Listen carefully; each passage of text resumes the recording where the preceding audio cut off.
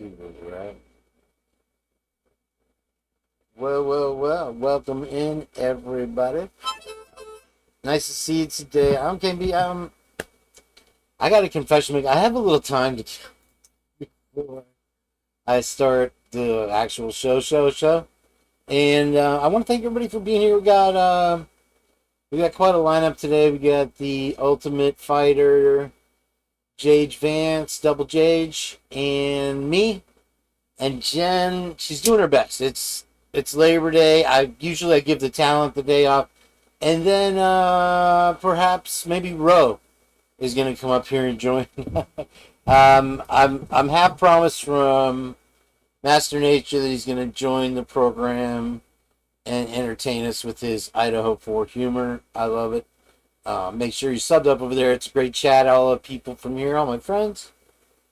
So yeah, I have a confession to make right out of the gate.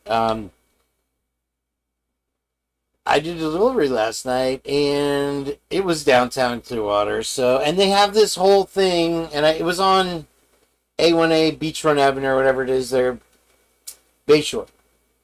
And I know all the hotels there. They used to be these British hotels, and now they're all closed off to the public, and they are like basically recruitment centers for the Scientology. And so I'm dropping off Chipotle. The two quesadillas there, and it's 11:30 at night. You know, I have to keep driving till I make my $50. And that's how it goes. And so it's 11:30. I'm downtown Clearwater, over there by Bayshore, almost in Eden, and the guy comes running out, and there's all this activity. And you never see any activity in any of these hotels. You just figure they're offices or something. They've been closed for 20 years. They're these cute little mom and pop hotels now converted into Scientology brainwashing centers. And so I'm like, okay, you go, have a nice night. And I dropped my lighter under the seat, and so I had to. And they probably thought I was like spying on them or something.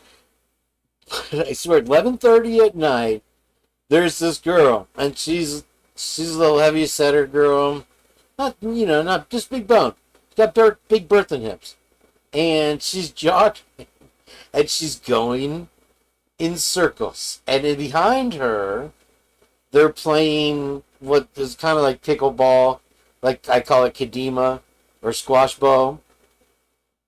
And then there's just all this hubbub of activity at 11:30 at night. I'm like, damn, the machine goes 24 hours over there. And it only reminded me of the stories of the aluminum pole there in Hollywood, where they make the execs walk around a pole until they get an enlightenment, an epiphany. And I'm like, man, this is somebody probably from another country that they've locked in, and it's this little fenced-in area. They have to reach over the fence, and they still are allowed to get real food at that point, I guess, because they ordered Chipotle, thinking life is good, thinking they're going to watch the videos, they're going to get clear, and they're going to be just like Tom Cruise. So I wanted to start, and not to bore the shit out of you guys right out of the gate, but I wanted to start with this picture, this thumbnail. And this one, it's kind of a greatest hits. And, of course, right out of the gate, JJ's going to be like, oh, he's breaking up with everybody again. That's how he sounds. Yeah, you're breaking up with everybody. Here he is. That's him. And I have to admit that I loved this version of Bill Tubbs. Because you have Megan Marshall. She can unflappable Megan Marshall there, and they're crashing the plane. It's going to the side of the mountain there, and you have the Muppets, of course, and then you got old Piggly Wiggly here, and then you got Eddie Iron Maiden guy crashing over here, giving the thumbs up, but it kind of, I took some notes, and I did. My handwriting's a little neater than Goldberger's. It's funny that way. So first thing weird that happened to me today, because I ordered a pizza. You may have seen the picture. I don't know. I figured I'd treat myself. You know, a little pizza. As many tops as you want. $10, large pizza. There's still some if you guys want some. It's in the fridge. And so I go, of course, when the pizza's cooking, to the dollar store, get some water. And, of course, today's show brought to you by Rockstar. Zero Energy. This one's frozen a motherfucker. So I'm waiting for it to warm up. I want to get it just right. Just the right. It's going to be. And so, alright, so we have that. And of course, Flute Guy, if you remember from one of my bike ride videos, Flute Guy was out in front of the Dollar Tree, and he's doing it, and I'm like, And I left him a little change out of my thing, going store buy the stuff, come up, and he's like, I'm like, man, I know that song to him. He's like, do you want me to tell you what it is? And I'm like, no, tell me what I know what it is. And I'm singing it, going down. And then I heard a song on the radio, and I'm like, oh, and then I moved on to the next guy. And then it hit me. Keep your left hand free. Now, what are the chances that he's singing, playing Keep Your Left Hand Free, which is the Sigma Chi recruitment video song, as I walk in to the Dollar Tree and he's all interacting with... These things happen. There he is, Big Dan. We got Truth Seeker, Original Badass. Woke up 1984, Sleepy Sweetheart, Low Storm. Meg P. Okay, so back to this picture.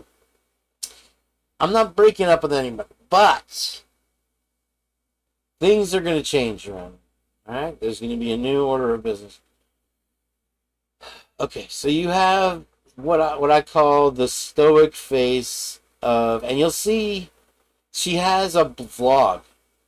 Not many people know. Oh, I think I cut it out by accident. I'll pull it up later. She has a vlog about why nothing's open now 19 open after 11 o'clock anymore. And it's actually a pretty good one. I'll play it in Not Kane B when we get back over there. Probably tonight I'll do another Not Kane B. That's about ready. Either tonight or tomorrow. Alright? Tough crap. Tony's here. And Twiz is watching. I don't know. People have been looking for him. They sent out posses. I just know he's out there. Hello, Twiz. Alright, so we have that. And the guy and the song Left Hand Free. I have to think. Alright, so you have this stoic face here. And then you have, of course, the Muppets, which are funny. And then you have Special Needs Bill. And you have Little Piglet.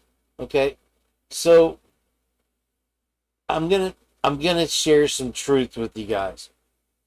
You have Lana doing the Jerry Lewis telethon and Jules reading every word of every document. Now, if you tune in to Not Candy's Church, that's not me. It's another channel. But that guy has some smart stuff to say. And we watched a little documentary about a guy that was accused of an unalive and a RAP of this girl. Well, they'd had 4 trials for the guy. I think it might have been Meg P that shared this with me. And anyway, David Boyd, what's happening, my man? WB in the house. So after like 20 years of trials, DNA came back from the lady's panties. And they were not his. He was in Texas. It was this whole, he was homosexual, blah, da, da, da, da, da, da. And so what does the prosecution say, Meg? It's not enough evidence to exonerate him. So we can nitpick and we can find the real guys and we can show the Bradys and the Bunches and all have a good laugh about it. But when the rubber meets the infamous road, they're never going to change the plea. And that's why I say Mayday, Mayday, Mayday. We're within 3 days of this breaking this plea deal. Of course, there are other things down the line that could happen. But it's like, heartbreaker, have you heard the news? Whatever Master P plays, or Master Nature. With his Zep tunage. So we have to accept that BK is going to serve the time for the crime. Now, I'm not, like I said, I'm not breaking up with anybody, so don't even think about going anywhere. And today's diabetes brought to you by Reese's Peanut Butter Cups. They're delicious in the movie theater. Let me get on this. Okay, so the lessons we can take away after all of this delicious time that we spent on this case.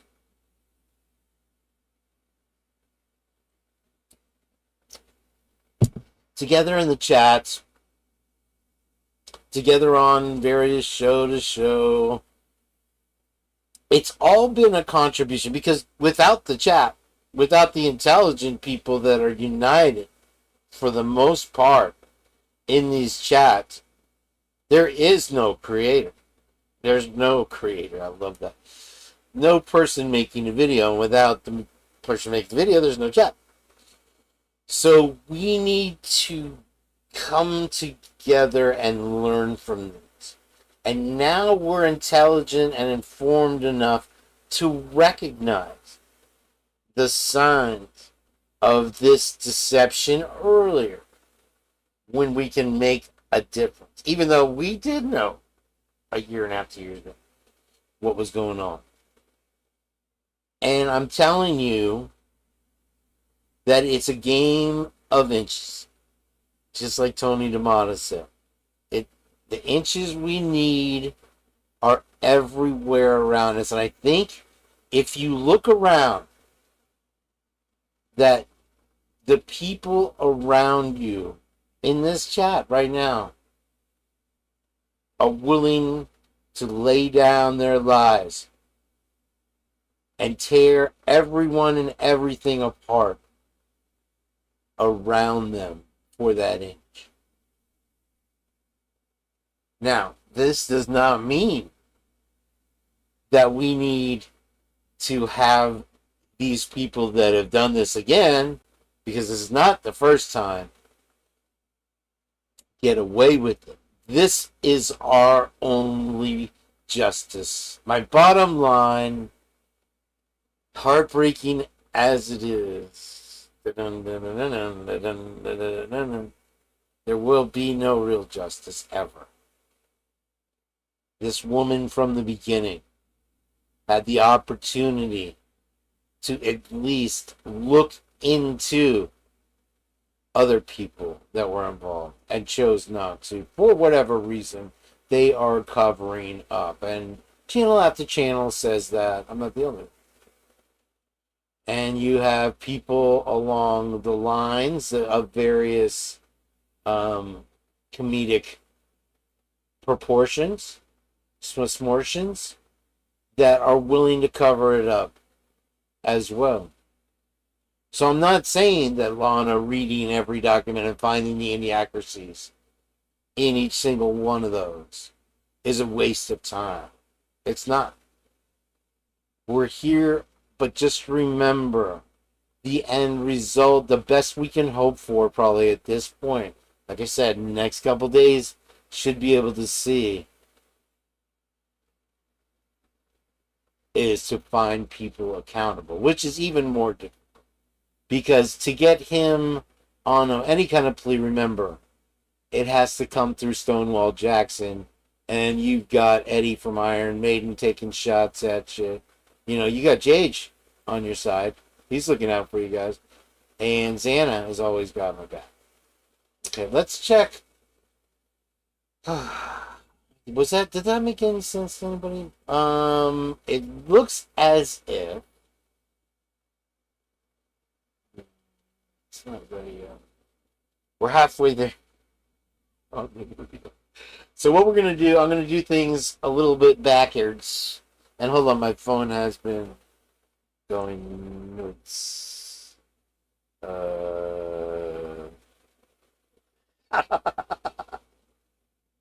Oh, that Lucy and her silly dog.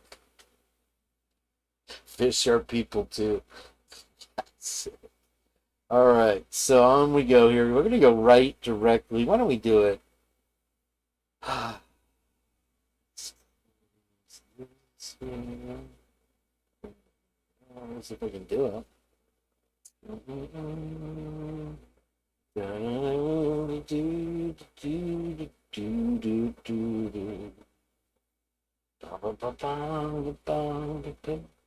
Give me some bright white colors. Give me some photographs.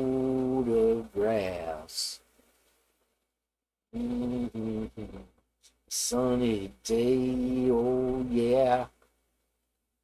All right, let's start with the Media Blitz campaign. Now we know there's another warning sign.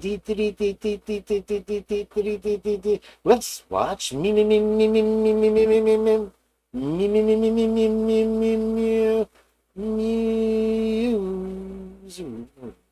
Thing like that. Part of the Media Blitz campaign here is finding everything that is completely irrelevant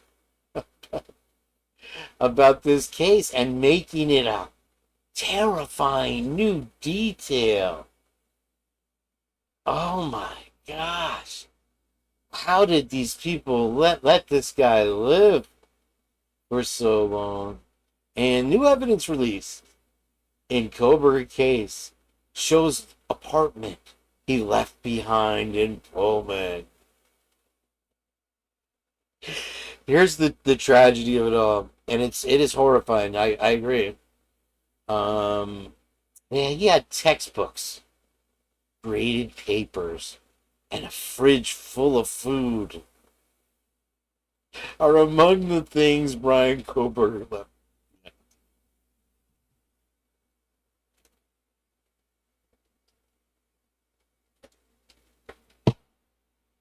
Thank you, folks. Good night. Have a good evening. I appreciate it. That's the end of the show. I've made my point. I mean, it's one thing to cover it. He pleaded guilty. Let's move on to a million other cases. But they know they're going to get the clicks here. So they have to make everything sound horrible. And the pictures show a sparse couple of rooms, including his bedroom, bathroom, kitchens, and closet. And so back to my Tony DeMatteis speech. If we're not here and we don't heal as a community and go that extra inch for each other now, there will be no one to go that extra inch later. Trying to make it sound dramatic. Anyway, you have Dinky IMO and they're over there in the Britain, and he's right. I have to agree with the guy. Is this the purge? Am I under attack? What's going on? I think Master Nature, if that's you coming in and it's not working, sometimes it takes 20 seconds to load. Oh, there you go. I hope you don't get a D-pick here. Anyway, you never know what to expect. What was I talking about? But these are all things. And if you're obviously not having trouble, Master Ninja, I'm glad you're here. Sometimes it's a minute. Yeah, right now I think you have your camera covered up. Just make sure your mic's not muted. That's all. And then these are all things that we have also as well. I've just clearly point out what's going on here. We have computer towers and closets and bathrooms and kitchens and blankets. And somehow that is, yeah. There's the candle. What's up, brother? It's now silent. Silent. Master Nature. What's going on, man? Can you hear me, brother? Your mic is muted, I think, but we can see your camera. That is fucking hilarious. All right, let's continue on. So here's all the things, and yeah, he lived there. Imagine. Okay, so moving on.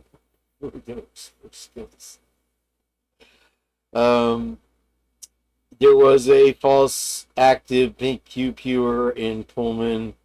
It was a swatting call. So apparently these things just keep popping up across the country. And there's another trend I might talk about later. As far as ATMs go, they're putting money in some kind of phishing scam thing or something like that. I don't know about this. Excuse me.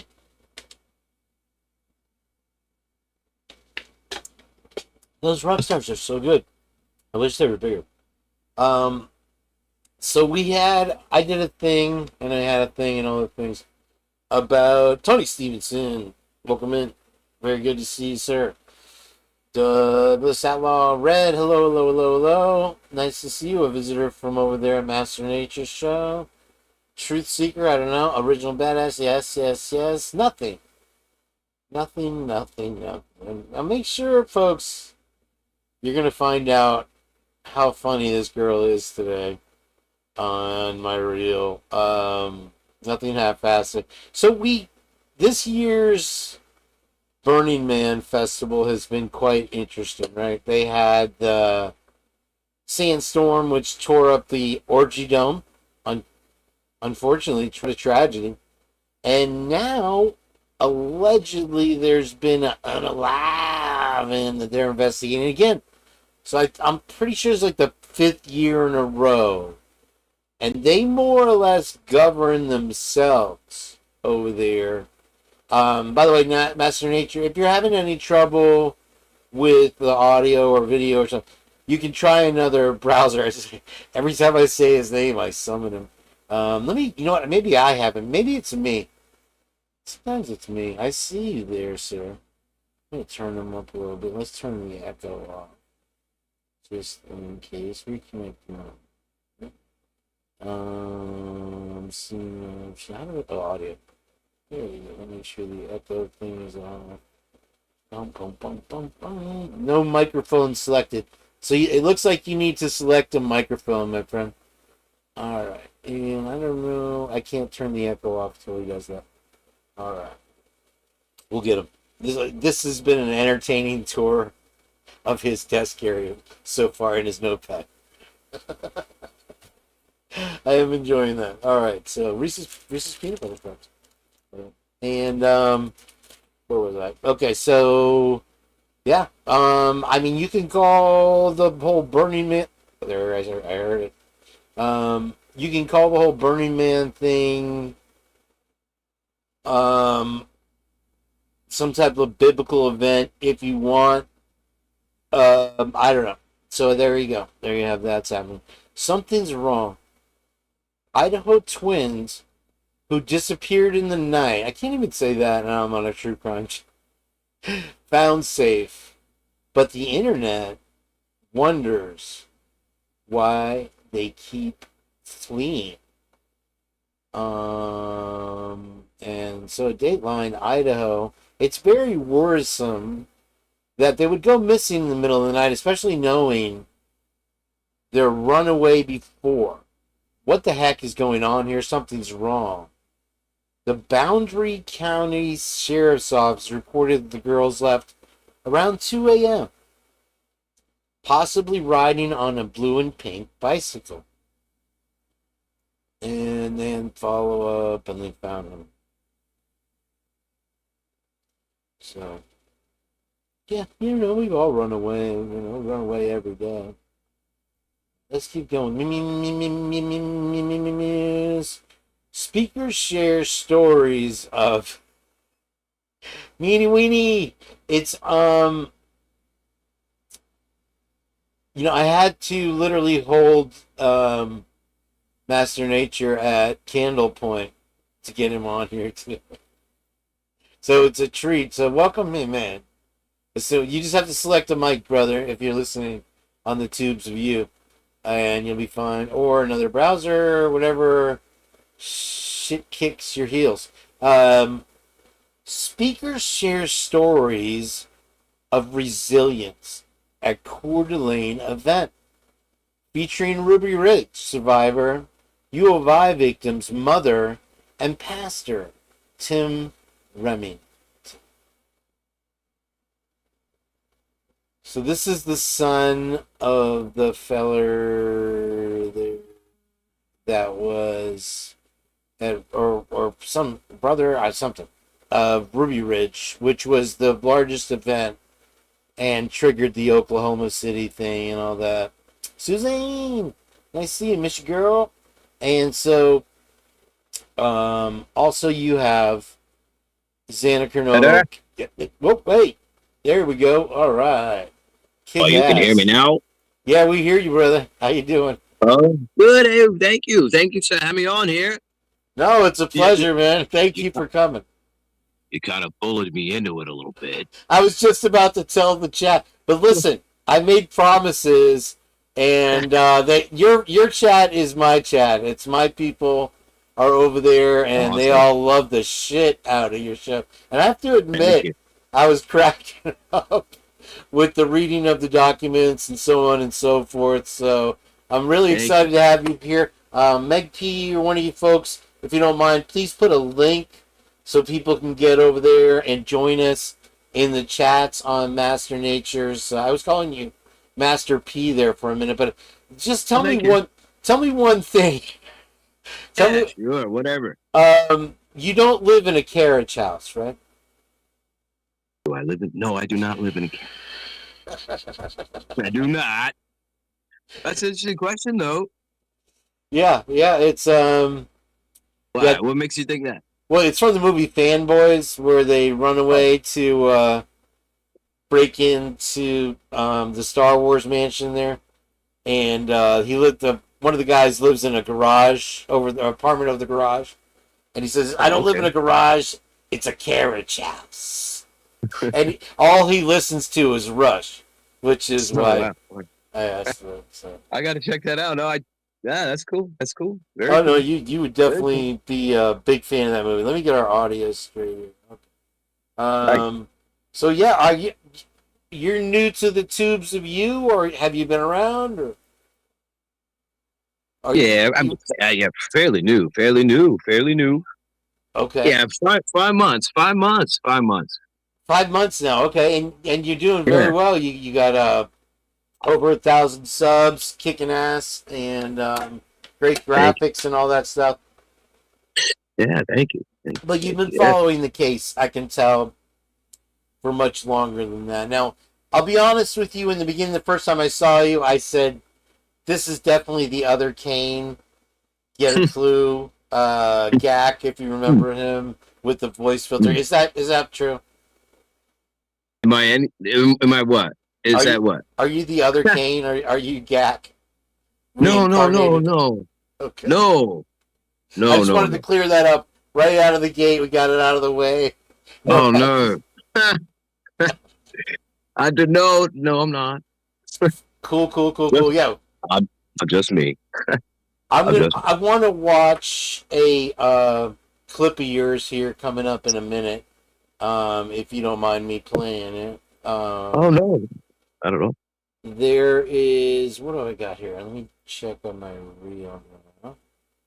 Okay, we're still at 70%. I'm in real. So yeah, we actually have to work and put in a little chat time. So what made you decide to do a channel, um, or what made you start? What was the catalyst? Oh, yeah. Good question. Good question. Ah, wow. Law. Good question. How do I? Well, how do I put it? How do I put it? Hmm. Difficult one to answer that. Actually, difficult. Um. hmm, let's see. Let me think about it. Let me think about it. So yeah. So yeah. When it all happened, right? When it all happened, you know, um, you pay attention to it. You pay attention to it, and then it dies down. It goes in cycles. I don't know. And then for some reason, the beginning of this year, just reading more about what's going on, and it started reminding me of certain other things. A different case, and yeah, and the very first case that I ever got into was well, I don't want to get into that case, but the Amanda Knox case. So that was the very Mm. first case I really sunk my teeth into, and and then this is the second one. This is the second one. So yeah, so very yeah, just yeah. So there you go. It's Amanda kind of Knox the was origin, the core. It's not somewhat of the origin. that Amanda Knox was the girl. Is that the girl from Italy? No. Yeah, the girl from Italy, right? Well, that thing still has legs. That case has still got headlines all the time. It's news, Yeah, yeah, yeah. and So yeah, that goes way back. Dude. it does. It's amazing. That's almost the very beginning of web sleuthery, I'd say. And Yeah, then you had a couple peaks, with Gabby Petito and these types of things, and so you kind of now before you started doing this channel, did you have a name for yourself already, kind of out in the community, well known in other circles and this type of thing? nope, nope, nope, nope, nope. Did not. Yeah, because when I first started, I went about a year where I would just leave these long-winded, what Lucy Morningstar calls mansplaining paragraphs as comments, and it kind of became a thing where people knew me through that. And then I starting a channel, as you probably have found out, is like a whole different entity. It's just like starting over. Now they see a face, there's a logo, there's a whole thing to Yeah. digest. And I'm gonna assume that you did it just like me, where you've earned your subscribers one Oh by yeah. one. Where some people, Yep. like Christy Nevada, they just Yeah. put their face on the air and they've got 70,000 subscribers. True. Very true. And Yeah, and so, absolutely. yeah, would you agree with you? You've worked for it, right? 100%. Oh, 100%. Definitely. Yeah. And then you get a nice little bump. You get a nice little bump, and then it slows down. And you get another little bump, and yeah, it's a grind. It's a grind. Yeah, It is. views come You are in. you are working for. Yeah, you are definitely working for it. You know what I mean? You are definitely working for your subscribers. That's for sure. Yeah, you have to give them something Absolutely. entertaining of value every time you're live. And I've found that with each one of your videos. You have your unique little take, and I like the candle, and I like the snark. It's sort of like a Thank male you. snark, though. Hey. Oh yeah.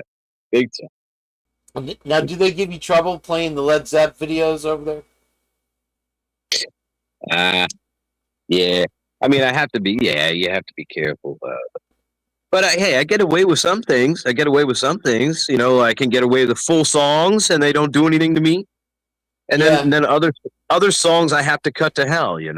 they'll get you So down the line later. I've had videos come back not eligible for advertisers a year and a half after the fact, because when they change the rules, when they change their rules, they go back as far as you've been recording stuff and start striking you on each one of those rules that they changed, which is baffling to me because there's got to be trillions of videos by now on YouTube. Yeah, But, definitely. Sure. I'm sorry, I'm talking over you. Go ahead. No, I said for sure. Yeah. Yeah, they it's instead of improving the format and the graphic interface, they just go back and strike stuff and make it harder for people to create stuff and to have I guess a living out of it, which is not exactly what I'm trying to do. It's nice to be compensated for your time, though, isn't it? It is. Yeah, of course, definitely. True. So, what brought you into Idaho4? How long you been looking at this one? Hardcore looking. Where you are now, where you're locked in like we are. Oh boy. Well, I'll tell you what. Well, again, it's been past 6. Let me just say this: hardcore. I know now. I'm a youngling. Here. So, but hardcore. 6 months hardcore. In passing, though, I'd say, well, 2.5 years, or something like that. But very, very hardcore. Yeah, at least half a year at this point. Hardcore. Not just not just entertaining things, but actually getting real hardcore into thought, and what could actually have gone on here, like real hardcore, driving yourself crazy kind of stuff. So that's what the stuff you just can't wish away. It's like, don't you just every day wake up and wish you'd never heard of it? I think we're all on the same page right there. Did you hear my Tony D'Amato from Any Given Sunday football speech? Did you hear anything in there you agreed with? As far as there's not much hope, I don't think, at this point for any kind of plea deal to go through type of thing. Yeah. No. Yeah. Right. Oof. It's highly unlikely. Sorry. Yeah. Real talk. I do. I mean, hey, I hate to say it, but I don't know unless there's some last minute. I don't know, but nah. I don't know. I don't.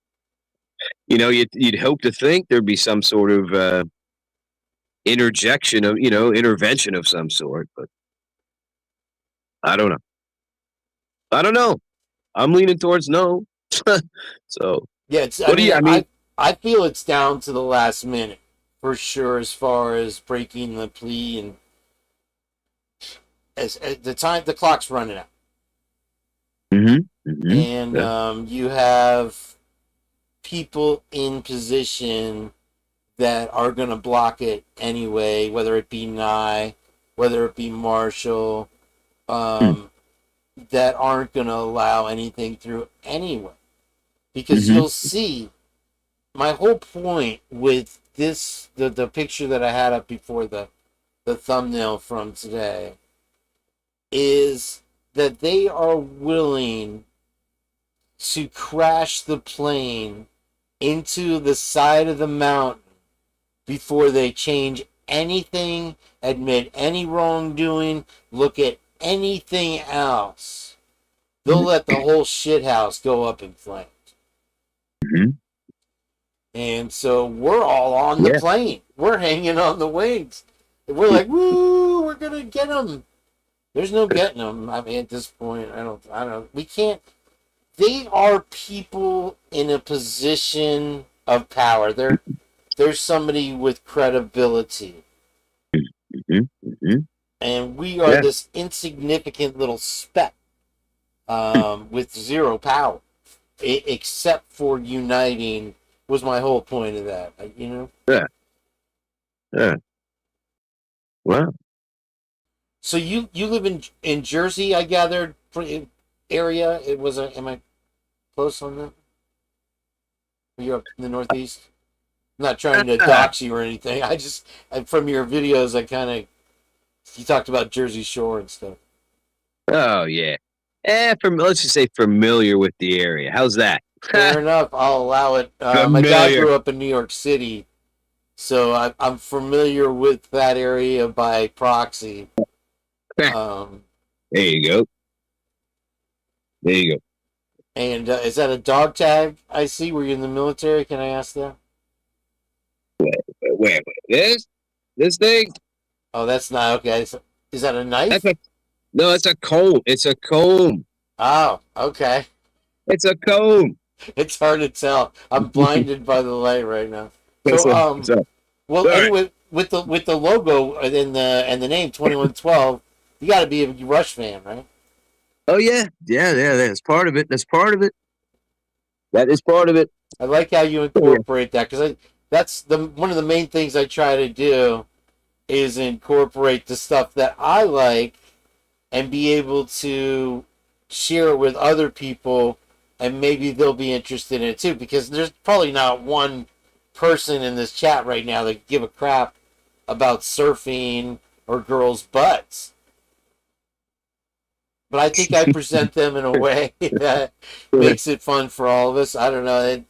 I'd like to see some more Rush stuff. One of my favorite Rush stories is when they were recording, I think it was Hemispheres, and they were at the studio in Canada, and they woke up, and Neil Peart had been up all night building this raft, and he put his drum set on the raft, and he was just jamming out in the middle of the lake. Oh wow. Wow. Drums. Oh Yeah, I my always God. say I don't want to live in a world without Eddie Van Halen and Neil Peart. They're my two favorite humans. Right. He used to do a YouTube show after every concert. I don't know if you ever seen him of him riding his motorcycle through the streets of whatever town they were in. That was Okay. more his obsession, I think, towards the end. Yeah. Wow. Very cool. Very cool. Very cool. Very well. I feel like I'm asking you a ton of questions. Is there anything you want to share about this case necessarily right out of the? I feel like I give you a chance to talk there. So Yeah. No. I'm just thinking. Listen.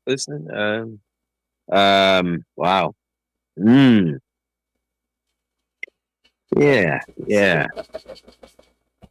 Well, it's perplexing. It's perplexing. it And like you is. say, and like you say, what? Well, even if we uncover everything, what would it change? Would it change anything? Really? I mean, would it? You know what I mean? Would it And the change? What sad what what would it change? Like you're saying, what would it really change?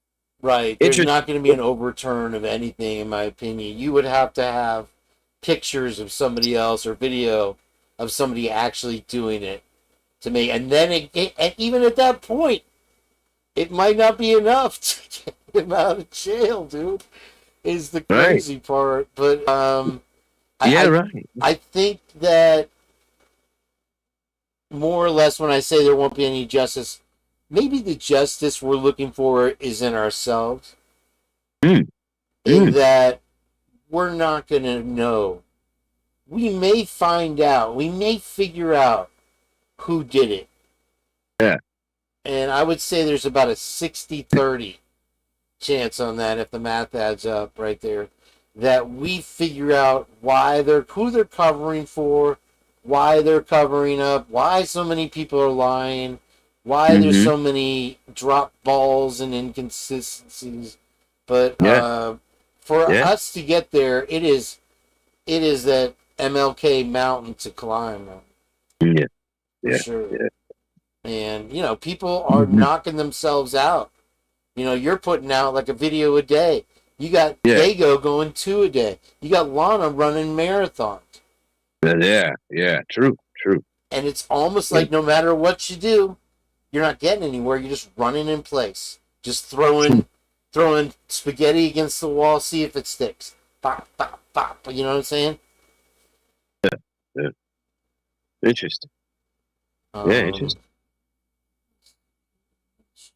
close now. Oh, we are there. All right, Master Nature.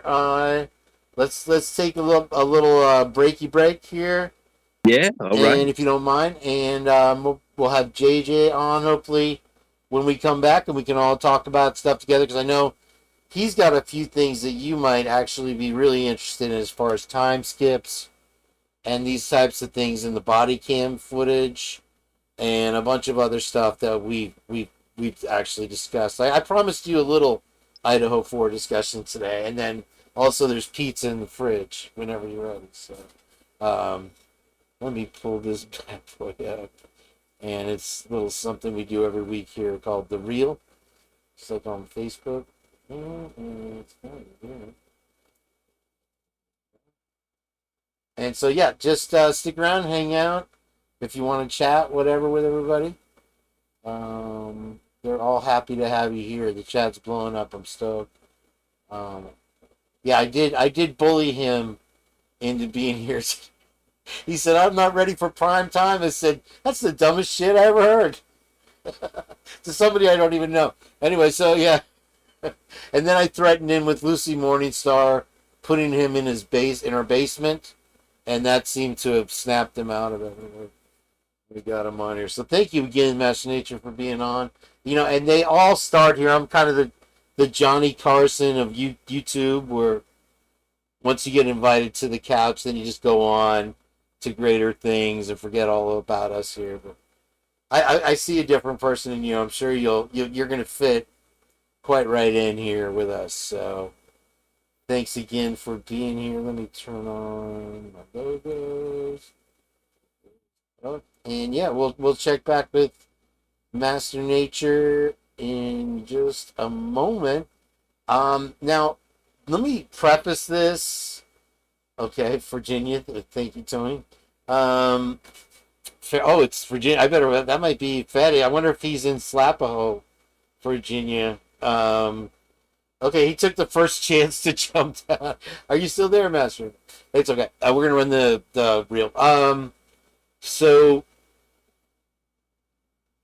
Ashley Banfield has a whole new image and light, and here it is. She has removed the makeup. She now talks like she's in a sorority, and she had this guest on who you might like. And so at this point, they've stopped drawing from central casting, where you had interesting characters like Mr. Potato Head and even Chris McDonough. The budget on the podcast is not as liberal as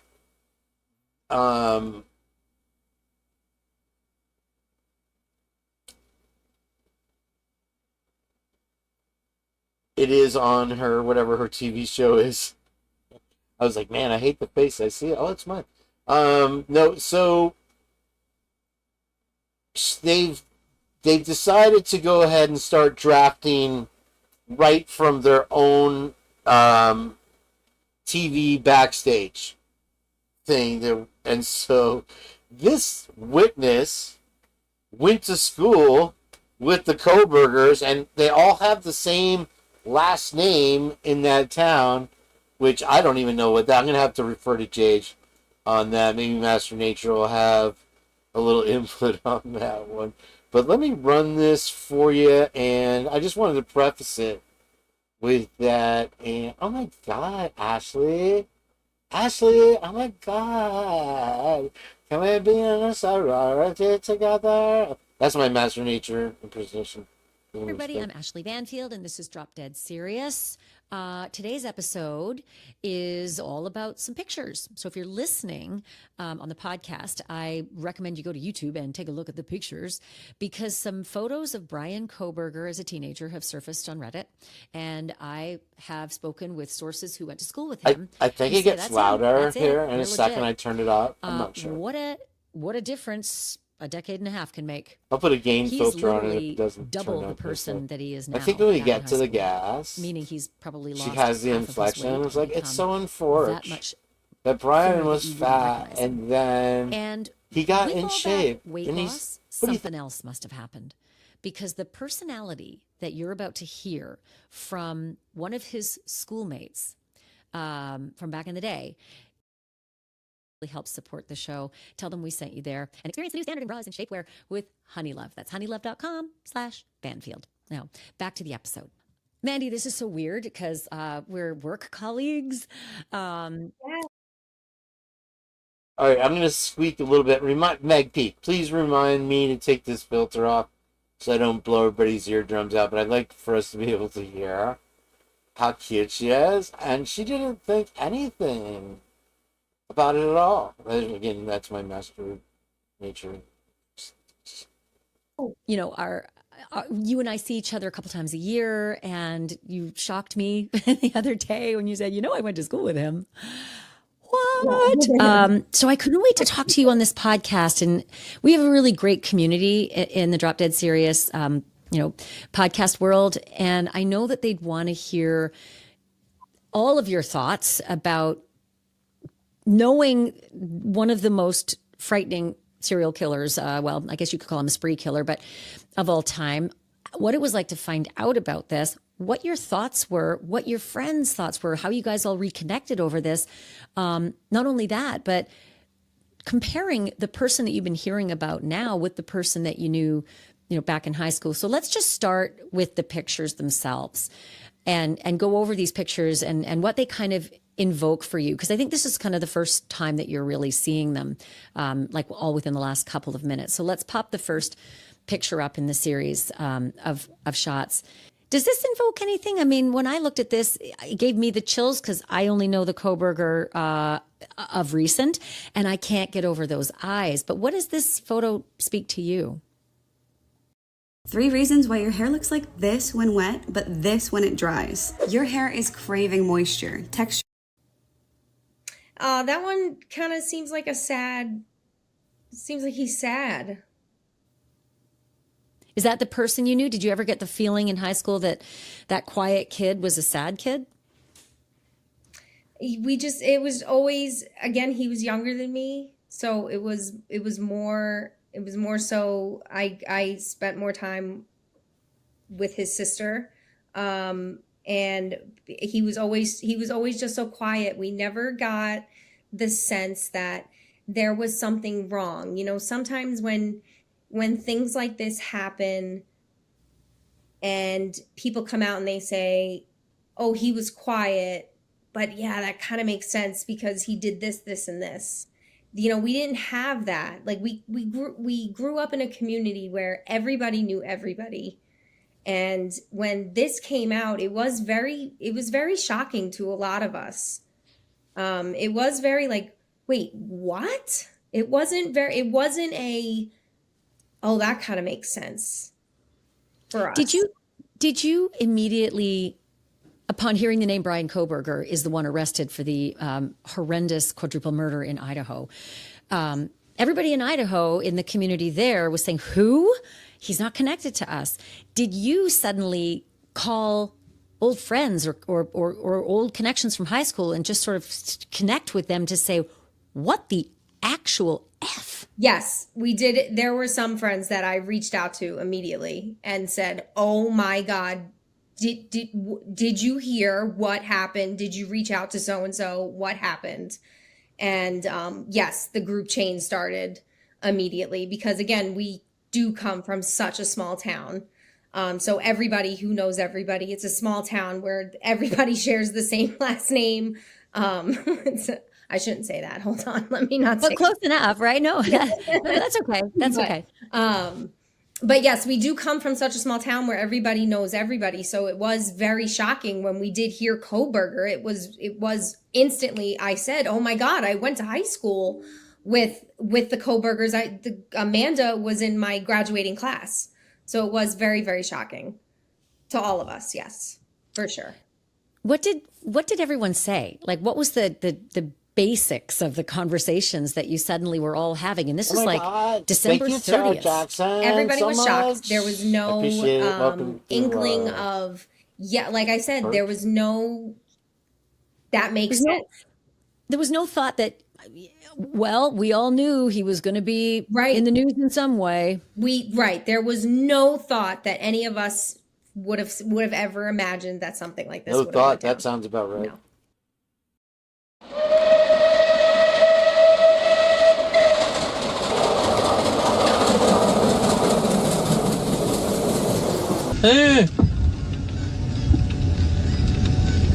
Tecnologia! Tecnologia!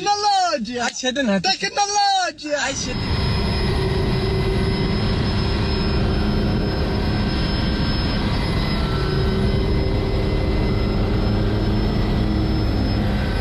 Welcome to Omega Kappa Alpha Delta Omega Psi. I'll be the first sister you're talking to today. You volunteer at all? What do you like to do for fun? You like partying at frats? Well, our sorority reads to children who don't have access to books. What were some of your favorite books as a kid? Oh yeah, we wear white on bid day as well if you end up receiving and accepting a bid. It's to show our purity to our sorority. It's been 2 minutes. Bump, nice talking to you. A lot of people from the sororities had weapons and would happily pose with them, which is weird. Like this one. This one was posted in January of this year at Sigma Chi. Wow. Right? And that's why I did the report the other day on what's currently happening in Moscow. And yes, on King Street, King Road, around there, professors being threatened. All this stuff is continuing. It's just a different year, same place. Wow. Wow, who are they going to blame next if something happens over there? And you know what? Just 2 days ago when I made that report, Moscow Police Department has not updated any of their calls in the system. Keep walking!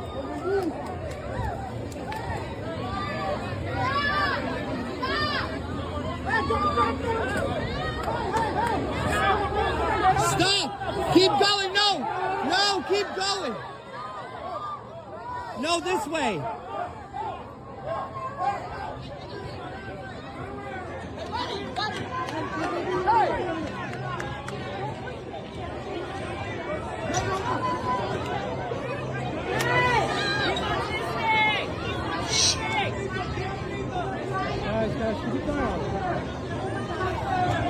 Yes!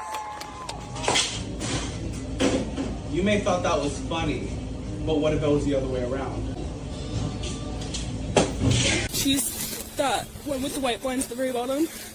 I ran down there and we talked and we just locked the door. We didn't think anything of it. We're like, nothing happens in Moscow, so we just like tried to go to bed. And then we woke up and it was weird because none of our roommates were up. And we called all of them, they were not waking up. And so me and like, this is weird. So I called and to come over and then that's when all this happened. This is at 4 this morning? Yeah.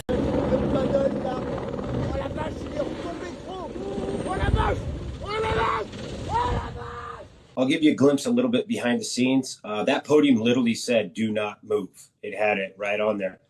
But some of the other victims' families were so scared that they were going to be like arrested or they were going to get in trouble if their statements weren't perfect.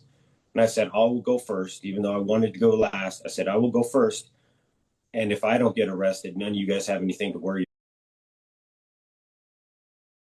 about. Once again, they think they're going to arrest him. Let me do me a favor. Have a moment with Kane B here, and let me join the chat with you folks here. I didn't log in. Let's give away some membership.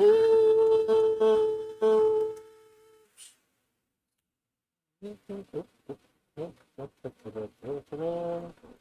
you go. Oh, it's not taking my.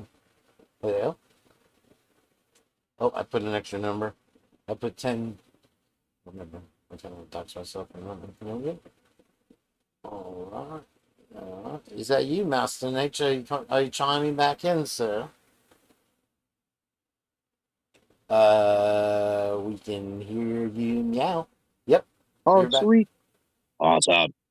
How you Sorry, liking I'm like, that video wait. so far? Everybody's like, no more Ashley Banfield. She's so much younger and fresher now, though. I think. Is she? Ashley? It's unfortunate that she's changed from. She's using terms, that the kids Oh, use yeah. there. But Oh, my God. the tune doesn't change, right? No, All right, let me get my. it doesn't change. I could play you some Led Zeppelin. No, don't play Led Zeppelin. Yeah, I was going to tell you a trick, though, that I do share with everybody that watches. If you record something under your computer there, and you have a video editing software, you can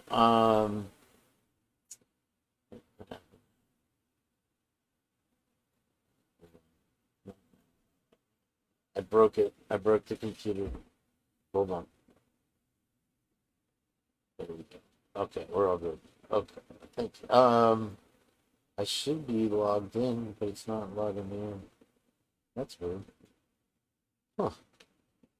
Let me try one more time here. That's good. Okay. Search.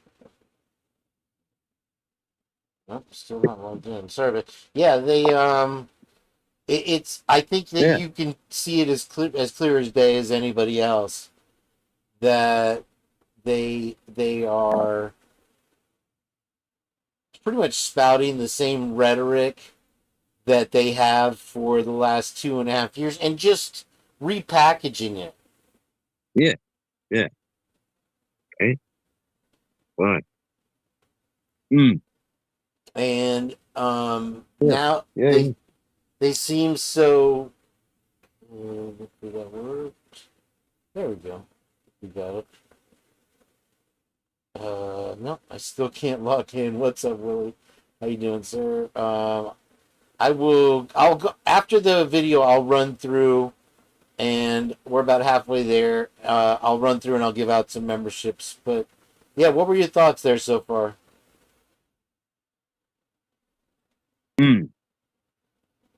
Yep. Lot to unpack, right? It's a long road. As far as we've gone, it's amazing that we're still at right where we started, I believe, right? Yeah. Very much. Very much. Wow.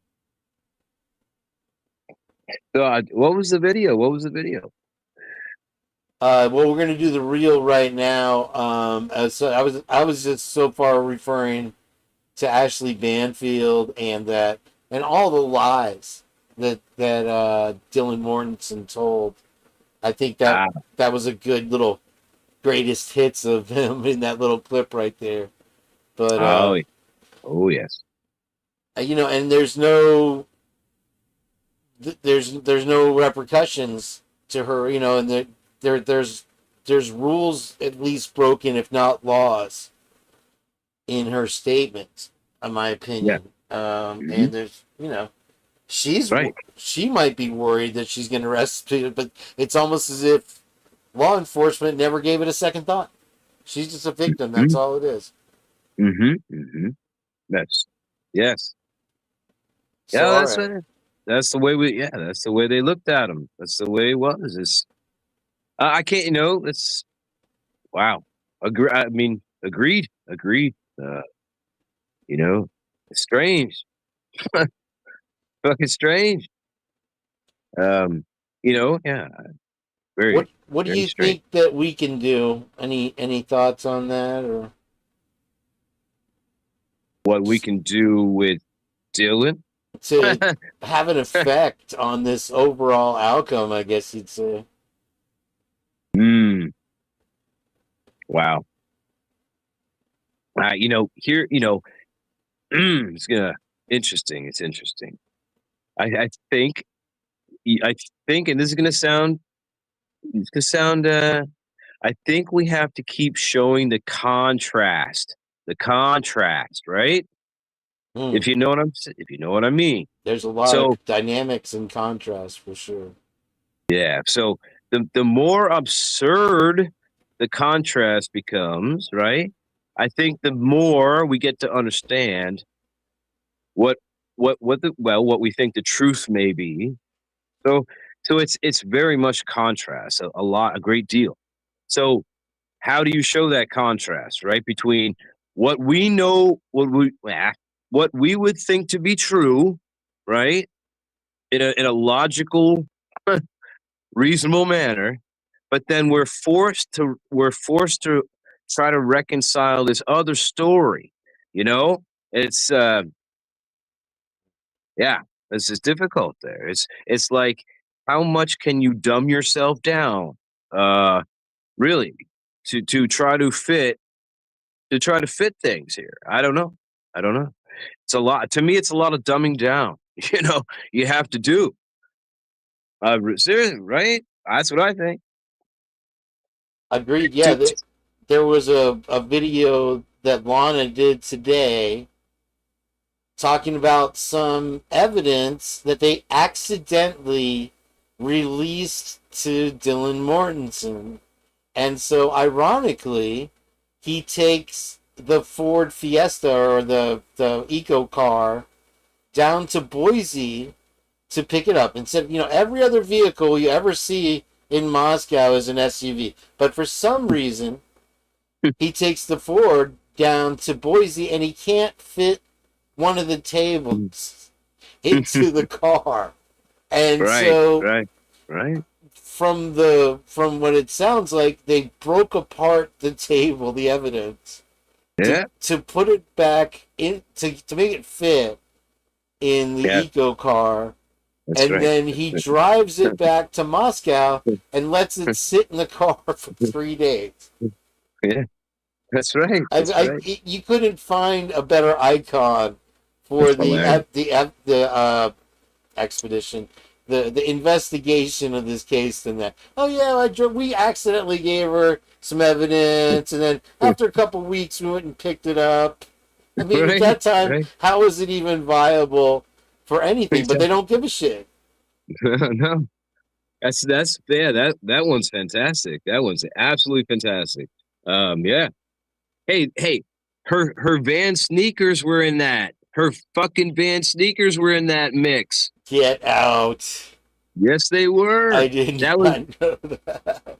Swear to God, she had a pair of black and white Van sneakers. Yeah, diamond soled sneakers, right? Yeah. And another thing in that video, bringing that up, at one point in the body cam, and I'm sure Jage will talk about it after the reel, she changes clothes before she leaves. A completely different outfit. She goes from whatever she's wearing underneath the blanket to like a different colored pants, shoes now, the whole thing. So they let her back in to this awful, most horrible thing Idaho's ever seen, crime scene, to change her clothes. Wow. Really locking it down there. Wow. So, interesting. There's Jage. What's up, brother? All right. Okay. All right. Let's get this going, and maybe we'll do a little bit more Mews together, and then we'll have JJ and Jenn will be joining us in just hopefully a little bit here. She's got Labor Day stuff going. It's labor pains. She's I got a couple of jokes for Jenn. Anyway, so all right, I'm gonna get back to playing this, and we'll have you back in a little bit if you want to hang around. Sound good? Yeah, let's go. All right, let's roll, baby. Rolling it.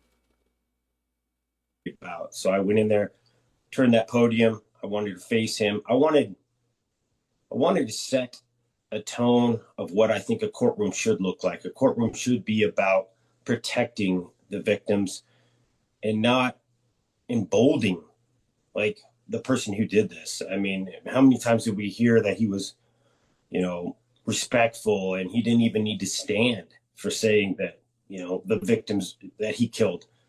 I wanted to change that tone a bit.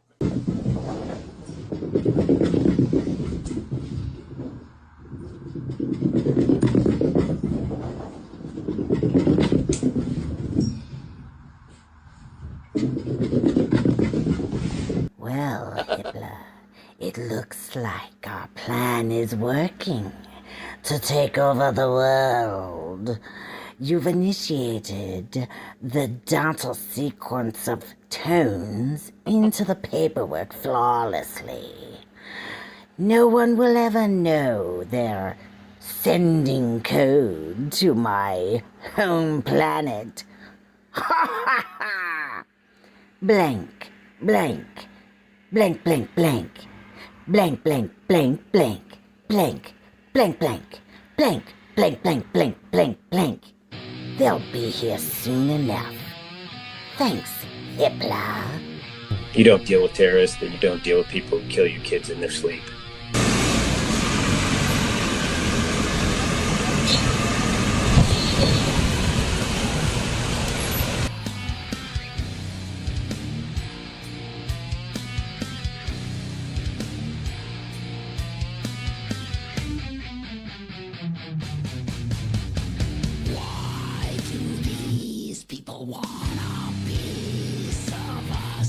Those fools, do they want to see what we're made of? The United States of America, red, white, and blue, will rip your throat out, drink your blood, motherfucker.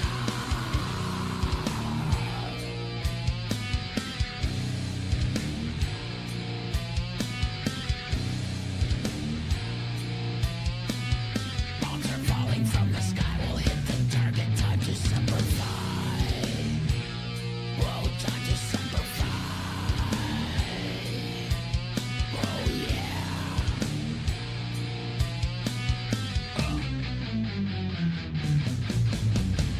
From the land, the air, on the sea, bloodthirsty troops will show no fucking mercy.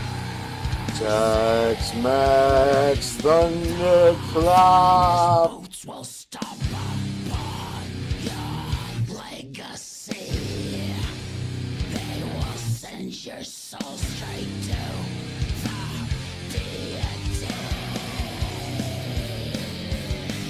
Come on,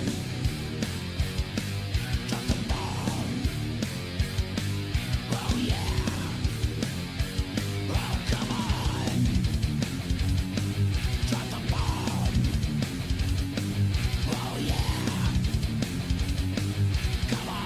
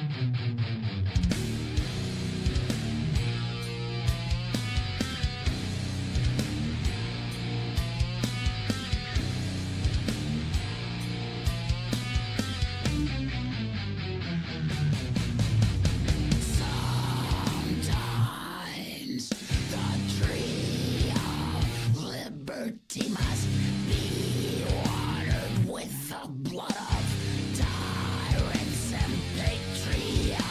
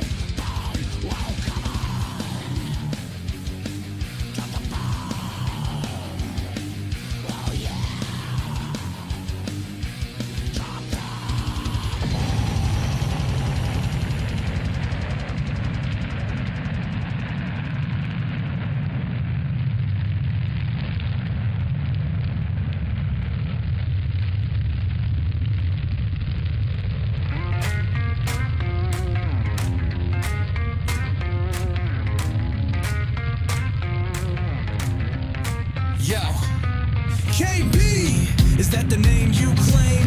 Rolling through genres, let me play this game.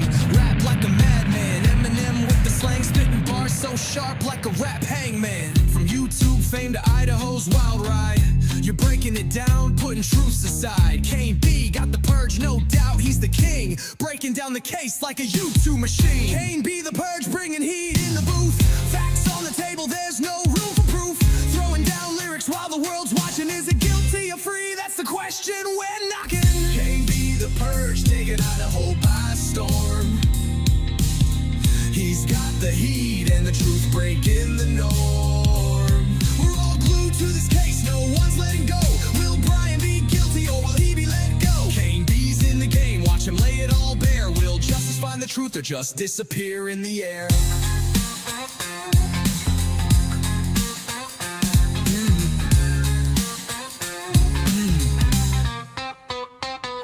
Here's my bubblegum pop, you ready or not? Kane B's in the mix with the case so hot. Rap, rock, pop, he's switching it up. Dancing through the genres like a YouTube cup. Got Kane B, the purge, putting the story in flow. Breaking it down with humor, watch the case blow. Boom, Kane B's riding with electric groove. Breaking it down, yeah, he's on the move. He's got the purge, so come and watch him reign. Sipping on knowledge like it's truth on a train. Kane B the purge, taking Idaho by storm. He's got the heat and the truth breaking the norm. We're all glued to this case, no one's let go. Will Brian be guilty or will he be let go? Kane B's in the game, watch him lay it all bare. Will justice find the truth or just disappear in the air? Now here I am, R&B vibes on deck. Let's get a little smooth, but don't forget, I'm bringing humor, I'm bringing the sound. But this case got us all spinning round. KB with the truth, it's hard to ignore. Like waiting for that next chapter in the lore.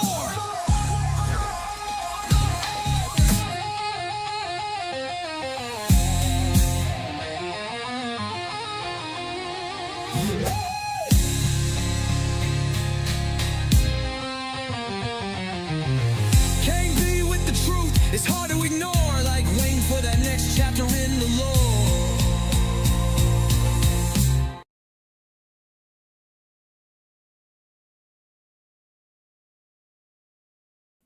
Thank you for hanging out, everybody. I appreciate it. We got West Borland over here from No Effects with us today. Master Nature. And looks like JJ's in the chat. Hopefully he'll be jumping up here any minute. I'm going to continue on with Mews, just for shits and giggles. Let me hide this thing here, and let's see. That I tell you, every time I can't watch that video enough. The secret code to Hitler, blank dank, dank dank dank dank. Nothing half-assed. Absolutely crushing it. I told you, they get their start here, and they just keep going on. And today's show brought to you by Reese. Let's get into a Reese real quick, and then I might even jump on another one of those Rockstar Energies, because 3 is, I think it's the limit, right? Hey, Angel D, I'm glad you made it today. Welcome in, my little cupcake rat darling. Oh, they're individually wrapped, so that's nice. Can't have enough safety in this modern day. Apparently COVID is making another run on it. There we go. Nice working. Very peanut buttery. I guess you might know. Alright, that's the end of my notes. There was a crash in Largo. Let's see what else we got to. Blah blah blah. Courtney Love killed Kurt Cobain. There you go. Maybe allegedly, in my opinion. Okay, so let's see what else I picked out of the lineup today. Federal agents have recovered a 15-year-old girl in South Apopka, and I was talking about this on Not Kane B's The Purge, which is a fun channel, and you're welcome to join us there. Eventually, what I'm going to do is keep that channel on the Hush Hush, on the DL. It's going to be Agent Orange, and just guys like Master Nature and Maybe we'll have Real Tea with Ice Cream Marie on there, and it'll be a small chat, and we'll keep it just us. You know what I'm saying? It's all do invites only, be like private. It'll be exclusive. It'll be the Kane Bee Club, the not Kane Bee Club. Anyway, so Apopka is about an hour and a half away, but it's in the direction of Orlando, but you've got to go all back roads, and it's very rural. Anyway, so this was a good news story. This girl was abducted for trafficking purposes, and they found her. They were able to rescue her out of, I don't know what kind of horrors. The unique part of this operation was the fact that underage critically missing children ranging from 9 to 17 were not only recovered, but were debriefed and provided with physical and psychological care. So they're getting the stories. They're not sharing them necessarily with us for whatever reason. So there it is. Good news. And so here's one. And a student comes forward with details of hazing at WSU fraternity. And it's a heartbreaking one. The fraternity is Gamma Lambda Omicron, and again, the repercussions are not ever, oh, we're getting rid of you forever.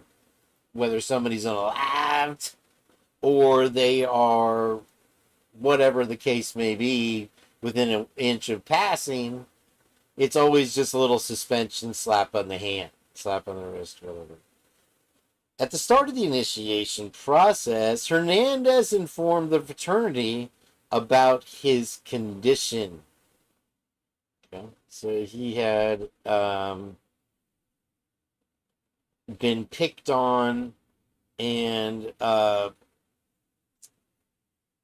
made fun of because I think it was autism in this case or something. And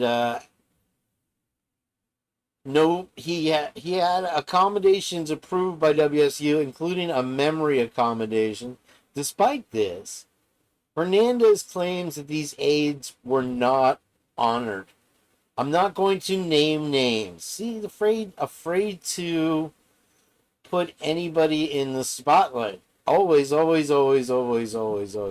the story. But there were individuals who were pulling me to the side and then kind of name calling. There was an individual who used the hard R. He was also described the incidents where he was blindfolded and left in the woods outside of Pullman, expected to find his own way back. We've heard that one over and over. My brothers at the time, and he still refers to them as brothers. Amazing. Following this experience, Hernandez stated that he and other initiates faced regular verbal abuse after nearly every task for the fraternity. He said this abuse led him to adjust his behavior to avoid being yelled at. Now here's the statement from the fraternity. The statement reads in parts, "We are resolute in our commitment to rebuilding the community's trust through transparency, accountability, and so all these things are exactly the opposite of what they're doing. They lawyer up at does the word go, and they cover everything up that they can, and they put pressure upon officials to keep their mouths shut. Am I right? This is part. And so it is absolutely disgusting. Hernandez also said that he hopes the fraternity's lack of recognition will give the fraternity time to review their actions. So let's hope in one hand, you know what I'm saying. And so during all of our processes, we offer students reasonable accommodations, including reasonable use of memory aids, alternate formats of learning, blah, blah, blah. And it is for an academic setting and not Creek life. We also, here he goes, we refute that any member using slurs against anyone in our new member education process, as we have zero tolerance for the use of slurs, and they go against the mission and values of the organization. This was not something that came to light during the University Community Standards investigation. It just didn't come to light. It's just like the table. They just broke it up, put it in the car. In her Van's shoes. Thank you, Master Nature.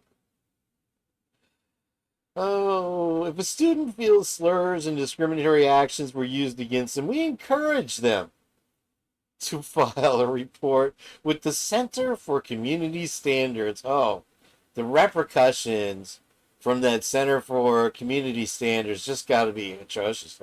I'm sure they're shaking in their boots. All right, moving on with Mews. This is just a quick little spot of the latest Grady Judd pat in the back. There was another one the other day. They found 2 unalivers, but this one was my favorite. Let me play it at 1.25. He's got his gangster necklace that he got, and they couldn't be more pleased. Now, usually it's a press conference to explain why his deputies were involved in child stuff. But today he got to pat himself on the back for catching a drug dealer. So good for you, Grady Judd. Keep on going. And, in a case like this where they have the guy, they not only display his items and go through his fridge, they give you all the details. Isn't that amazing? Can you imagine that in this case here? So, all right. I need another drink here. Let's give away. Let me get over here, and I'll try to remember where I was right there. For some reason, it won't log me into the chat. It's being stubborn. It's probably got me logged in as not KB, something like that. This is the Master Nature channel. Let me put a link while I'm at it to the Master Nature Network. Funny, great stuff, dude. Really enlightening. Put a like on that, guys. Please join if you like. I'm subscribed. Here is the link. If hold on, let me get all the things. Hold on. And let's see here. Let's see how we're doing back here.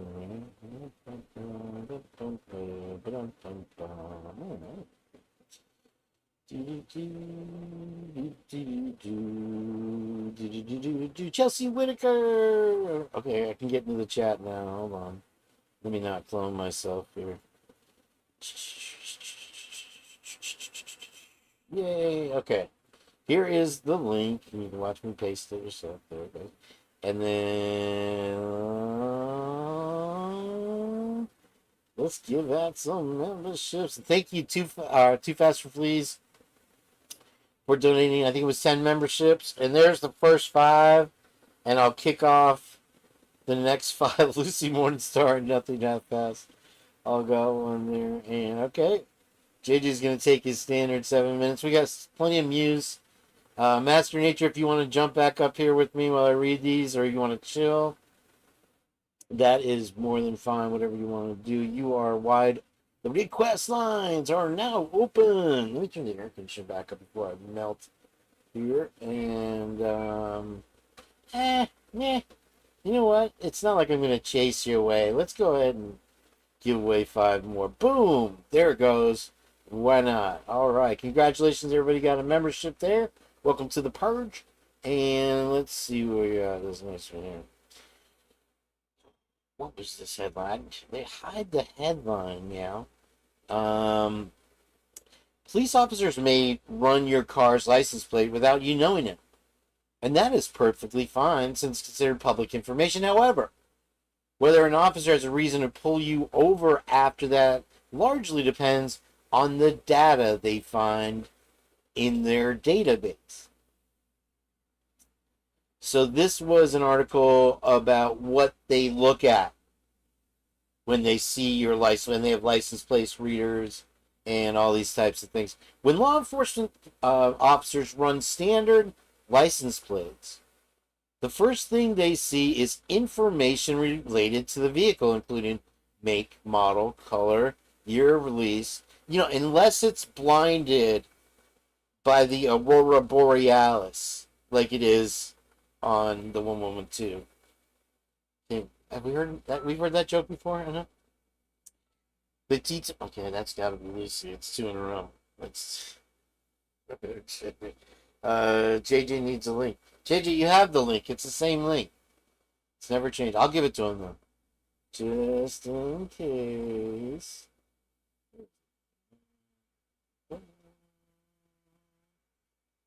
Go back over. I need to go grab my other soda pop there.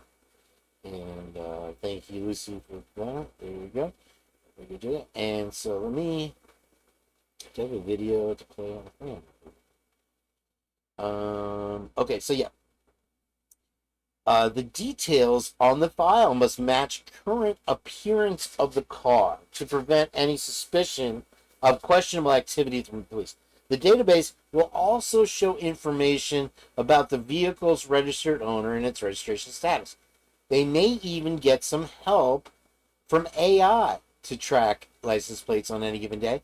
Driving a car not registered with the DMV and penalties and blah, blah, blah, blah, blah, main activity. All right. Here's what they say.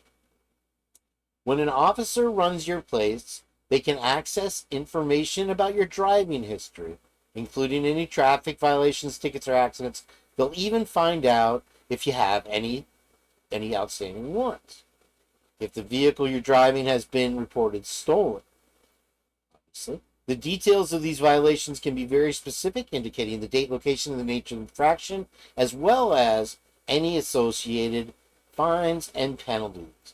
The database may also include details about the driver's past convictions and relative criminal history. In some states, like Michigan, cops may be able to determine whether a car has insurance and if the policy has expired. I think it's the same here in Florida. The information the authorities can retrieve by running your license plate varies from state to state. So don't be surprised if officers pull you over to double check your car's registration. This might be the only time you're asked to do so if you have a clean driving history. For the most part, license plates have become a mundane car accessory, especially on the front plates. For the most part, license plates have become a mundane car accessory, and owners can only get because they are required to by law. That's why you might want to keep your license plate clean to make sure numbers are visible. Get out there and polish your plates, babies. All right, let's keep moving on to Mews. This is sad. Bruce Willis's wife Emma says that he can't even remember being a famous actor, which is just tragic. And he has full plate frontal dementia or something. And I don't know what the tough decision was that she had to make. She has some way of communicating with him here. Lights up. I don't even. He doesn't even know that's his wife. Pretty sad. Anyway, moving on. Okay. Woman's decomposed legs were found sticking out of a pink suitcase on the highway. Where have you heard this before? Her ex just admitted to kidnapping her. There she is, and yeah. Just keep popping up, don't they? So, oh wait, this is one of those not Kane B videos we can't play here, unfortunately. I meant to put that over there. Let's see here. See, there's Dinky's channel. I wanted to watch a little clip from that. Maybe. Let's see. I feel sad that it's still the same Dinky we know and love, just doing his outdoor life, which is even more, to me, exciting. And I'll be honest with you. I haven't really given it much time to watch, but I was picking on him in not Kane in he's basically doing the same walks with the dogs that the girl, the Irish girl or Scottish girl, whatever, does on Dago's channel. Which I'm only teasing. But I think it's great. He's out walking around, touching grass, doing the things, and it's nice to see him continue. He got as frustrated with this case as anybody else, and he's right. And welcome Miss Potts, by the way, darling. It is time to Semper Fi. Let me see if I can get her with this little game we play here. And I won that round, Chelsea. You almost got me. But, okay. So, back to the Mews here. Let's see here. I think that's about all of the stories. Let me see what I have really tucked away in a cupboard. INL launching. This was the important one that Lucy dropped in a post the other day here. And when you want to talk about was Phoenix a distraction, well, follow the money, blah, blah, blah, blah, blah. Here is your big money honey right here. Idaho Falls.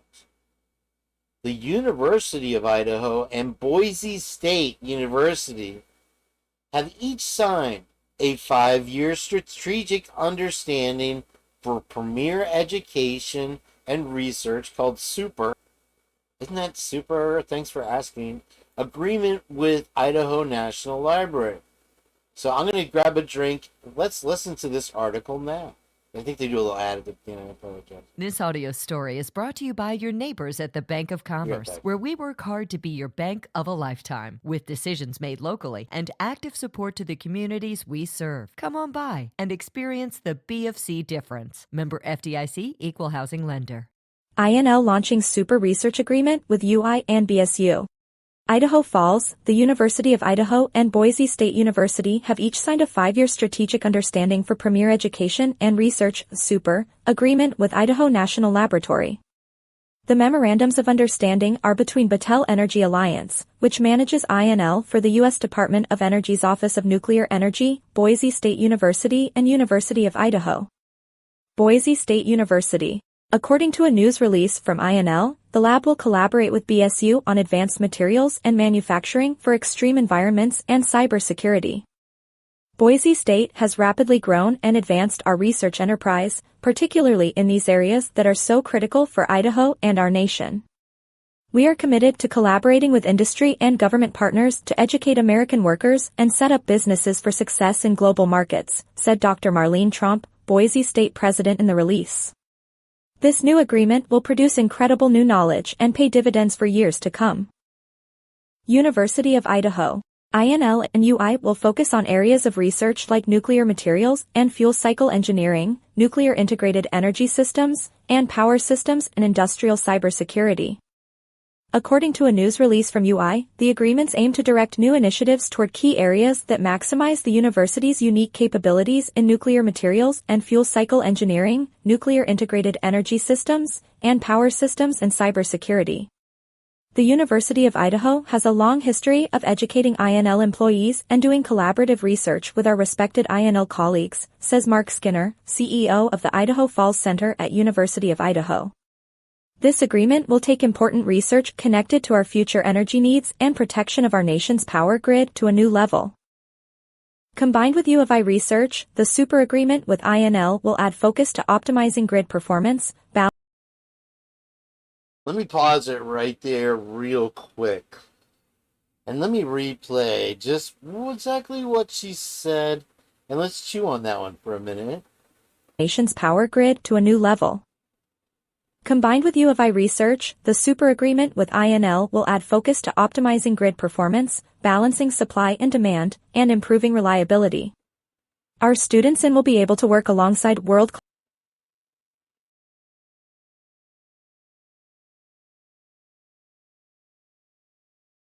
Idaho. This agreement will take important research connected to our future energy needs and protection of our nation's power grid to a new level. So they want to take the protection of the nation's power grid to the next level. So, therefore, their students will be involved in matters of, and do I need to say it? National security. And so if you have students at a university where your enrollment is down and they be sticking knives in people and they basically can't overall be trusted and they lose their funding for things like super, thanks for asking, where are they now? Where it sits with the guy that wrote the book on the matter, they're sitting pretty. They have this untarnished, unblemished record of an off-campus, after-hours incident, don't they? Let's listen up. Combined with U of I research, the super agreement with INL will add focus to optimizing grid performance, balancing supply and demand, and improving reliability. Our students will be able to work alongside world-class scientists and engineers to help bring solutions to some of the society's most concerning problems and threats, says Skinner. Idaho State University. Idaho State University entered into a super agreement with INL in December, focusing on carbon reduction, sequestration and storage technologies, digitalization and artificial intelligence, geothermal energy, and spent fuel storage and disposition. This agreement will help to deepen collaborative research and development projects toward long-term viability of nuclear power, protecting national security and building a resilient and low-carbon energy future for Idaho and the nation. Thanks for listening. Here is something else. So yeah, it sounds like the students will be involved in building the future for America, and nothing can stop them. As far as Scott Green's concerned, nothing's gonna get in their way. So I thought this was cute. Idaho Museum of Natural History brings dinosaur exhibit to Lataka, and I'm like, we've already got Bill. What do we need more dinosaurs in Lataka? It was funnier, man. Tough crowd. All right. Let's see here. And that is Mews.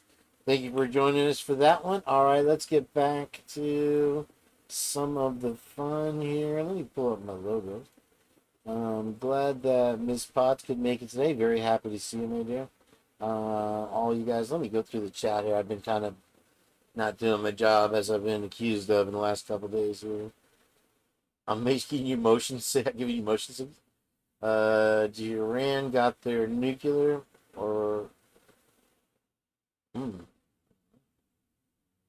somebody no badass. Welcome in. Redacted doing redacted. Hello. Love it. Love Tina, my darling. Hello, dear. Remain indoors game show. Show Mitchell and Web look. Let's see here. National Radiation Day. That's funny. So I can't interact with the chat like I want to, unfortunately, right now.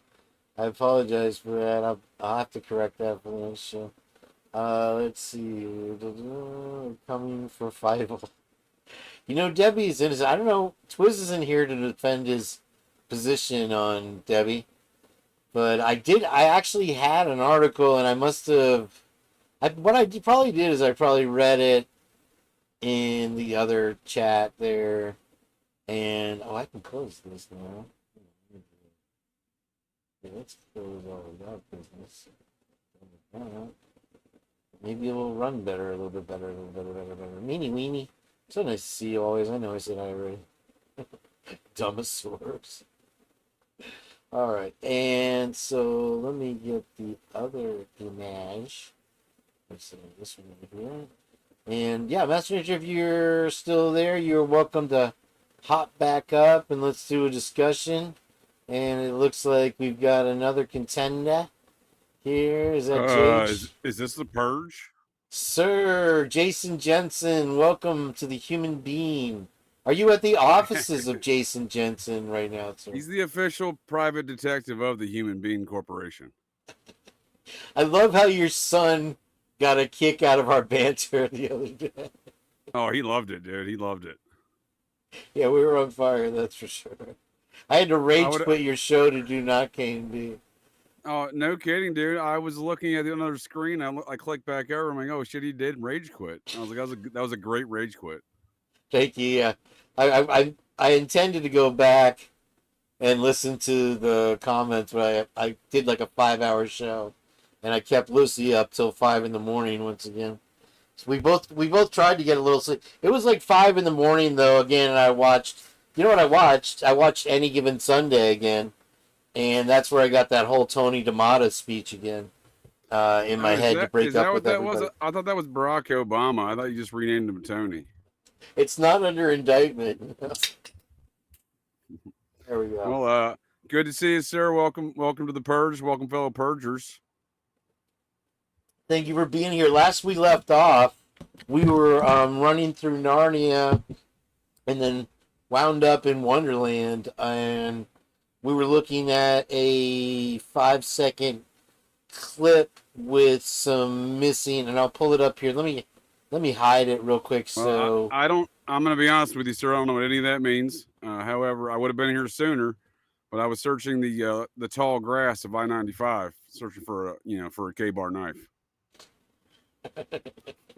Did you have the support of law enforcement on your side? Well, as a fellow JJ private detective, I felt the need to help out on Jason Jensen. Just any random tall grass, it didn't really matter. Dude, on his Facebook with that video that I clipped and that little Jason Jensen low light video, on his Facebook, the top comment was, "Did you bring a metal detector?" And the answer is no. He did not bring a metal detector. He didn't even.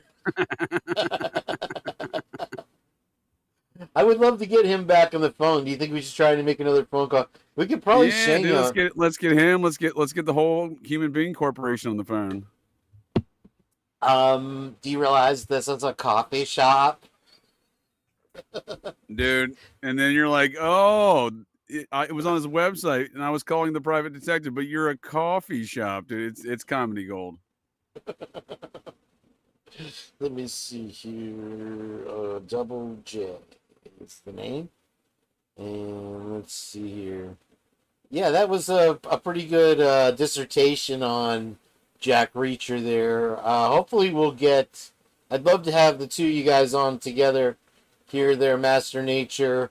He might be... Maybe he's eating dinner. I think that the old age home he lives at, they serve dinner at a certain time, and when he's done, he's allowed to come back on the show. I was tuning in. I listened to y'all talking. First of all, Rush, the band. Are you a Rush fan, sir? He is, and I asked him if he lived in a carriage house, and he wasn't familiar with the reference to Fanboys, but he said he's going to watch it. Great film, by the way. Fanboys, great film. How does he not know of Fanboys if he's a big Rush fan? I don't get it. Well, sir, in July of 1998, I can't say this was an individual representing the band Rush. However, he did have a photo book of himself and who he claimed to be his cousin, Geddy Lee, his first cousin, the singer there of Rush. This fellow tried to sex traffic me using this Rush enterprise tactics out of the Montreal airport in July of 1998. This is after he was caught attempting to diddle my friend. What? In the corner of a vacant area of the airport. Whoa. He was a Delta Airlines flight attendant. His name was Mondo. He was Canadian. Mondo? Montreal.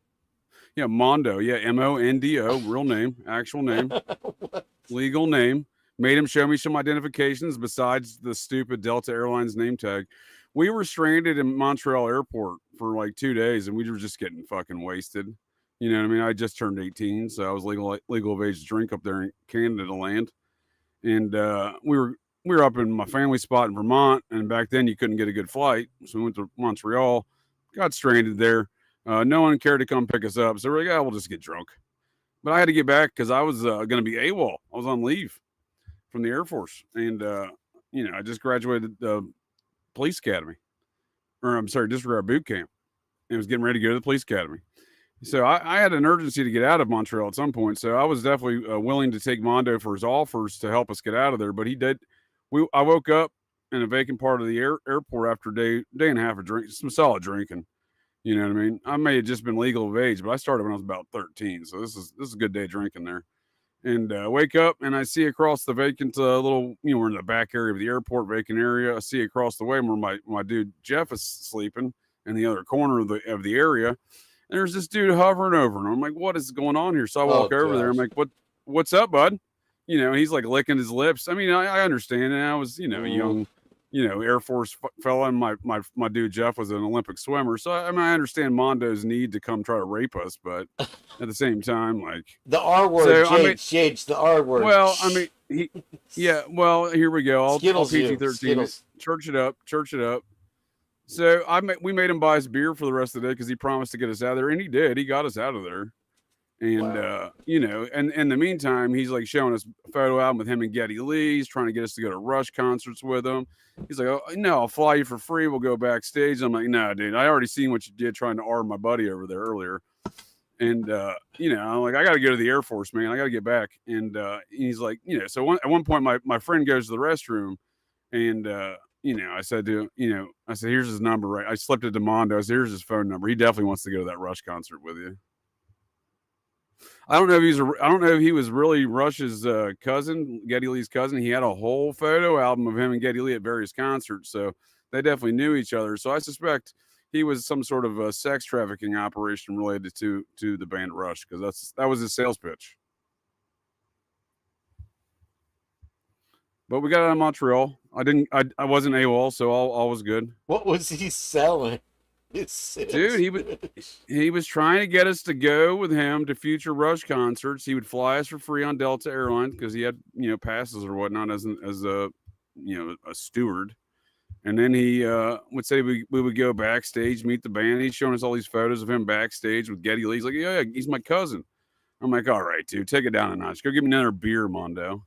Wow. Do you have I can't find the link you sent me, and I hate to ask you to put in. Do I have a K-bar knife? No, but I've been searching long and hard for one, sir, in the high tall grass of I-95 with my fellow PI, Jason Jensen. Well, I'm looking for the missing footage clip that you sent me of when Hunter Johnson just kind of appears on the body cam. Oh, here's the deal, bud. I probably did send you that. Did I send you the clip where I compared the actual? So we're led to believe this. Are we talking body camera footage right now? I believe so. Yeah. Is this the purge? Are we purging? Let me check with Lucy. What's Lucy got going on over here? So let me get this straight, sir. We're led to believe that in this day and age of 2025 Muppet World, that this body camera footage is what we're led to believe is the sharpest quality imagery they have available. So I said bullshit just on its face. It looks ridiculous that that's the quality imagery they would produce. So I went to look at Moscow's financial records, the city, not the country, or not the Russians, although you might as well be commie bastards, right? And I found the models in which they purchased, and I made a video comparison of the Motorola cameras from years prior at the same resolution, the worst resolution you can shoot on the model they purchased, right? And the worst frame rate, and it looks 10 times better than the shit we see. And I use the video with the Motorola comparisons and also comparisons of the manufacturer of that product. With I can't confirm the frame rates in the manufacturer's versions of their videos, or their examples of their product. However, I can confirm the Motorola, which is the product that's being used, and their 360p 30 frames per second camera, similar generation from 2017. The previous generation disregard. So what we see when we compare all of those things is absolute bullshit. That this is actually camera footage that we're supposed to believe shot on a Motorola watch or watch guardian or dog watch. I don't know. Who's that? Jason Jensen. He's my hero. He's So what out I'm there. saying is, He's like, going did I through send the you that weeds video? with his hands. He's going. Well, we're going to the talk. He didn't have a metal detector, sir. It's Jason Jensen. This is the world's sharpest PI.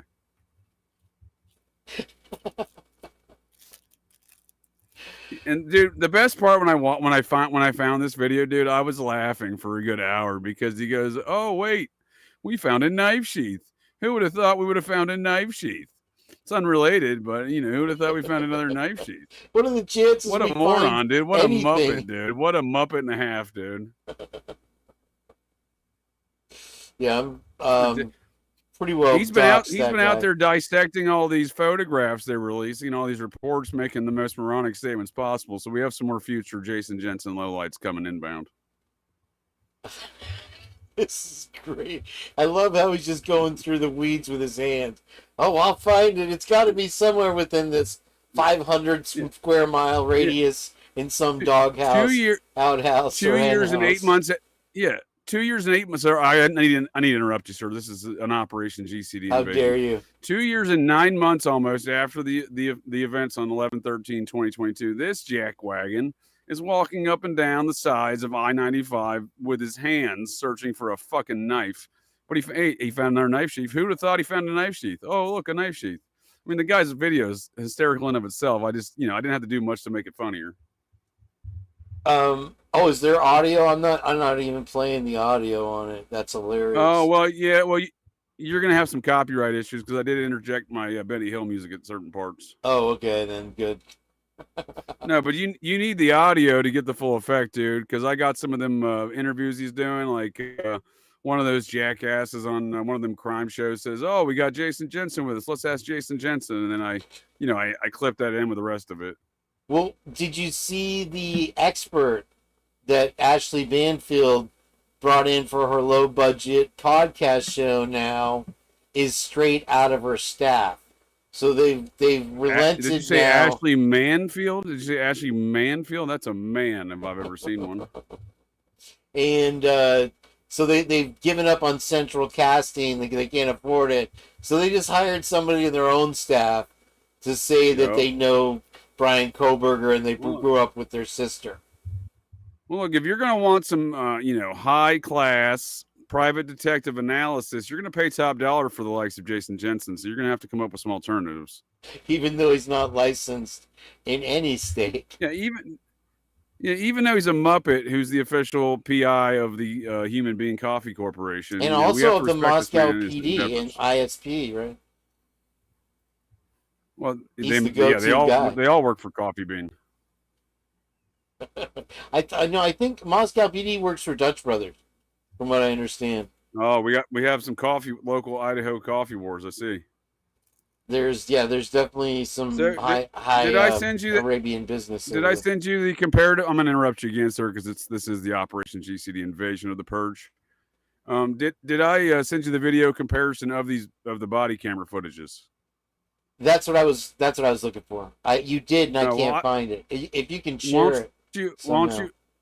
Won't you grab your guitar, sing us a song? I'll look for that video and share it with you. And you're not leaving the stage, sir, until you sing us some blues. I'm gonna break up with every single one of you right now. Well, that's it. That's my other point of business I want to bring up. I want to before you're going to break up with her, I'm breaking up with you, sir. You here at the Purge. I speak for fellow Purgers, not really, but I'm going to claim I do. When I say I'm tired of you breaking up with the Purgers. Listen, it wasn't a breakup. It's a rebranding. It's a redirectioning. Yep. We brought in Master Nature now, and he's. I was hoping to have you guys both at the same time.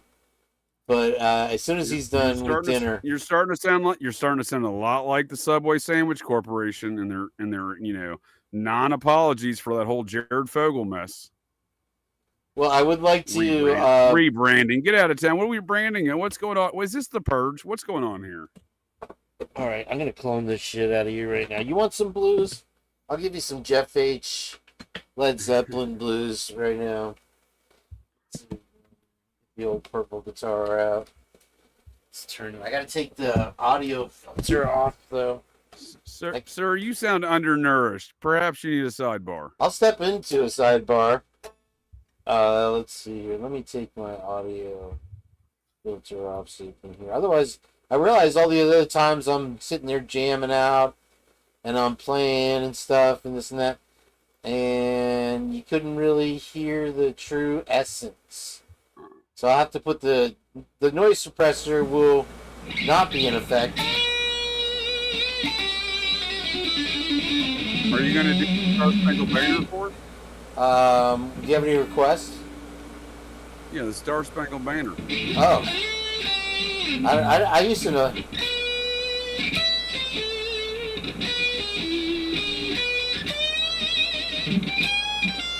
I always see it. If you mess up the Star Spangled Banner, it's almost like messing up that one they sing at funerals, really.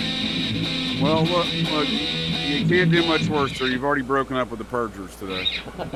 I didn't dump any of them. That's not what I heard.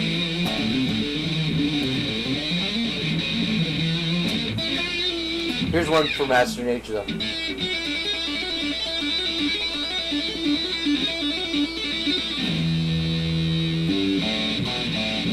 Something like that. Play some Freebird.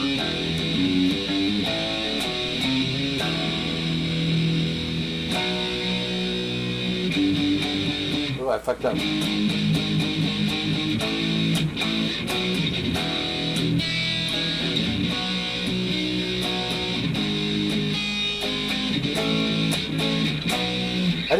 I like that part, and I always try to get it on the synth because that's what he's gonna dun dun dun dun dun. I never got it. I have like 16 keyboards underneath my bed. One of these days I'm gonna dig them out. I didn't know this was humble brag hour, sir. What's that again? I didn't know this was humble brag hour. I have it all, Jage. Well, I don't know how to compete with that. Grab your don't you have a kazoo? I am not musically inclined at all, sir. So with these body camera matters, yeah. So when I was looking at some of that stuff, when I rewound it, I would rewind 5 seconds in the video, but it would take me back 7 and 8 seconds in the actual time on the body camera footage. So more evidence of tomfoolery with the actual footage. But again, I don't know what I did with that file, sir, so I'm re-exporting the video I made, and it'll take me a moment, and I'll ship it right to you. But we can see in the actual quality of the camera footage, it's absolute bullshit. Again, there's no way this was shot with the same camera systems, the body cameras the Moscow PD purchased in 2021, the Motorola Watchdog cameras. So Watchdog or WatchGuard or whatever the fuck it's called, Scotchguard for all I care. It was a company that Motorola bought in 2020. So I got examples from the pre-2020 purchase, the after 2020 purchase, other examples of Motorola cameras preceding the 2017 models of the Motorola camera. Because that one I can assure you runs at the same frame rate, the worst resolution and frame rate that the Moscow PD could be shooting in. That's 360p, 30 frames per second. And what we see in that 2017 footage compared to what we see released in this body camera footage is it's obviously a much worse quality with the body camera footage. And it's supposed to be a newer camera. And again, I'm alleging I'm comparing it to the worst footage it could be shooting. And then I have examples from the manufacturer of presumably it's probably 1080p and it's probably, 15 frames per second, which is the best it can shoot at. So that's probably, or 720p and 15 frames per second. So, which that's probably what the manufacturer's using in their exhibit, their examples for their sales pitch exhibit, right? Their video for their sales pitch, right? So, but we can look there and see what the quality of this body camera footage should look like. And 360p is not that much worse and 30 frames per second than that. And again, we can gauge that by looking at the 2017 Motorola footage I have in this video and showing us that even that 2017 Motorola camera, again, by the same manufacturer as this body camera, but they have a 2021 version there in Moscow. We can see that 360p, 30 frames per second. It's way better than what we're seeing here as released in this body camera. It's ridiculous. Well, let me tell you one thing, JJ, that sharpshooters... You don't tell me nothing, sir. Right, you need a sidebar. You're undernourished. And what are you, my mother? No, I tagged Scott Metalhead in this video because I paid a little homage to our British friends there with the Iron Maiden playing in the thumbnail today. Let me pull that back up. But sharpshooters are a dime a dozen. Don't you dare, sir. We're not doing this today, sir. Don't you dare. Listen, I want to keep your son interested. It's important that we teach this younger generation how to spot You don't think my lies. son's seen me shoot? You don't think he's seen me? You don't think he has that same innate qualities to do the same things I do with some small arms arts and crafts? Listen, teach your children well, bro. I don't know what kind of birds and bees talks you guys have had together so far, but it's the first thing he needs to know is that snipers are a dime a dozen, and as long as he gets that, you bite your tongue, sir. First of all, I'm not doing it. I'm not letting you goat me into this again, sir. I'm not doing it. It's not a rope. I just want to know who's on first. So yeah, what do you think of this thumbnail? It got me to thinking. Like I said, I think my takeaway was they have this pilot here from the beginning, and all of them are in unity that they're willing to crash the whole business into the side of the mountain before they reveal anything real. So we can read documents till we're blue in the face, look at these ridiculous crime scene videos and photos that they've released to us, and we're just going to wind up running in the same place we started, right there at the Human Being Coffee Shop. Let's have a round of applause for the Human Being Coffee Corporation's private investigator, Jason Jensen. I wonder if they pay him in hula burgers also as well. Yeah, I mean, they need to, man. He's the world's best. Listen, you want to talk about a garbage can, dude? This is a tall grass fella. He's getting in there, getting his hands dirty in the tall grass. Let's ruminate on the jackassery that is Jason Jensen. Again, his Jensen family, his Jensen forefather commuted to not the nation of America, but the nation of Deseret, along with the Mortensons and the Greens on the same Pioneer wagon train. You don't say. That's correct, sir. And let's look at the other jackassery. In what world would you go searching for anything in any crime 2 months and 2 years, 8 months later, and you're going down, you're bending over and looking through the grass with your hands? I mean, again, that first comment on his Facebook page, what did you take a metal detector? That's the first thing you should take out there, even if you're going to go do that nonsense. That's the kind of jackassery we're talking about with the elite private detective, Human Being's own Jason Jensen. Somebody told me, okay, I remember reading in the chat that either the Kabar wasn't magnetic or it wasn't able to be read by a metal detector. But thinking now that I said the words come out of my mouth, I realized that it wasn't, maybe they're not magnetic, so they're a non-ferrous metal. Would that be right? So a magnet. What did you call me, sir? What'd you call me, sir? Ferris Bueller. Bueller. No, the Human Being is awkward. I'm a tongue-tied. You did it again, JJ. Is this the purge? Hello? Are we purging? Is this thing on? I just sent a carrier pigeon your way with that video camera footage. Excellent. Courtesy of the Jason Jensen carrier pigeons delivery service. Oh, is this going through the Jensen service? Let me see. Well, I mean, everything should, right? I mean, he is an elite private detective. Does this have any Benny Hill disregard music? Disregard last. No, I got no musics. Disregard last. I got to upload in my Dropbox. It's too big of a file. You know what I mean? Okay. Did you email me the link? Sir, you don't have to yell, sir. You don't have to scream. We'll get this taken care of. Jason Jensen will save us all. Jason Jensen to the rescue. You know what? I wonder if you called him from your phone if you're willing to, perhaps we could get through again, because he's probably got my number tagged at this point. What? Well, sure, we could do that. What are you hoping to attain? What sort of information do you hope to achieve from this man? I would like to further the chat and hear more about this awesome, incredible knife sheath that he's come across and what forensics they've done on it. Well, as an elite private detective, sir, I assure you, Mr. Jason Jensen, the Human Beings official private detective, is a very busy man. Very busy man.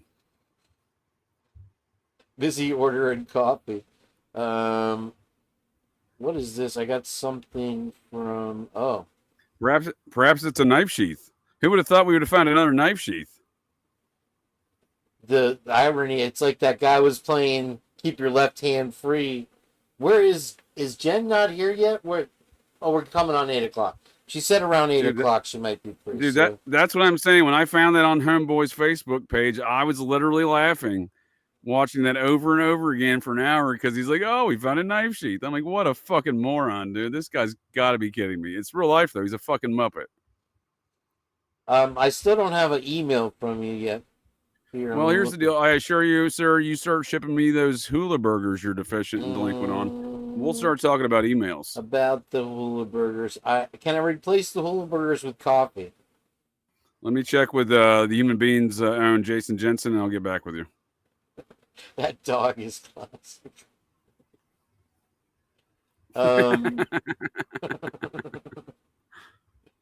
Oh, maybe that's his license over there in that right pocket. I don't know. He keeps his paperwork just to be... you know, he's clearly a qualified PI. He's got a tactical vest on. He's got a Muppet next to him. I mean, he's obviously qualified. What were your impressions of my thumbnail? Any impressions on that one today? Well, generally speaking, sir, if you want my honest impressions, you want my actual thoughts, I'm not going to tolerate your tomfoolery, sir, breaking up with the Purgers again. I told you. I speak on behalf of myself. I speak on behalf of myself, the organized union of Muppets, and all other fellow Purgers. You, sir, are out of control. I thought that you would appreciate the fact that I was trying to build on our knowledge of what we can recognize these, I guess you would just say, situations or psyops or whatever now a little bit more earlier through the powers of Jason Jensen. I don't disagree with you. I mean, as long as we're incorporating Jason Jensen in this plan, I don't disagree with you. Let's get that phone call. Do you want me to pull up the phone numbers for Jason Jensen for you, or you want to try to put that call through to the human being? My Muppet translator's on break at the moment, sir, but I did ship you that video. You did? Okay, let me check my emails. Still nothing. Oh, there it is. Ding, ding, ding, ding, ding, ding, ding, ding, ding. Open file. Peter file. Accept all. Or don't. I gotta log in. That shouldn't be real. It's making me log in. Ding dong, ding dong. Okay, so there's a video. No music, right? No, there might be some talking, but no, there should be no music. All right, let me grab a soda. Don't do it. Don't you be cloning me now, Kane. Talk to the people, JJ. I feel like that's a euphemism. I'll be right back. I feel like that's a euphemism for cloning me. If you start cloning me, dude, I'm out of here.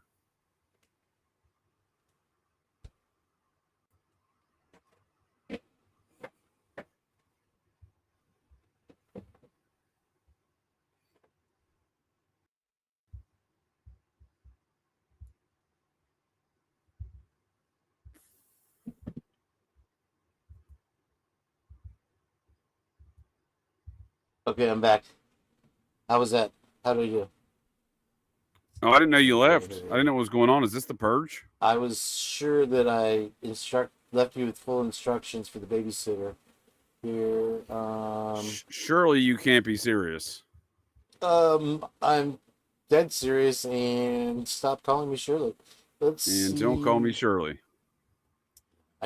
Leslie Nielsen had some of the best lines ever. All right, let's play this video. Oh, dude, I was a huge Leslie Nielsen fan growing up, and I'm not gonna lie to you, dude. The Liam Neeson's Naked Guns. My son and I went and saw that a couple weeks back, and it's pretty good.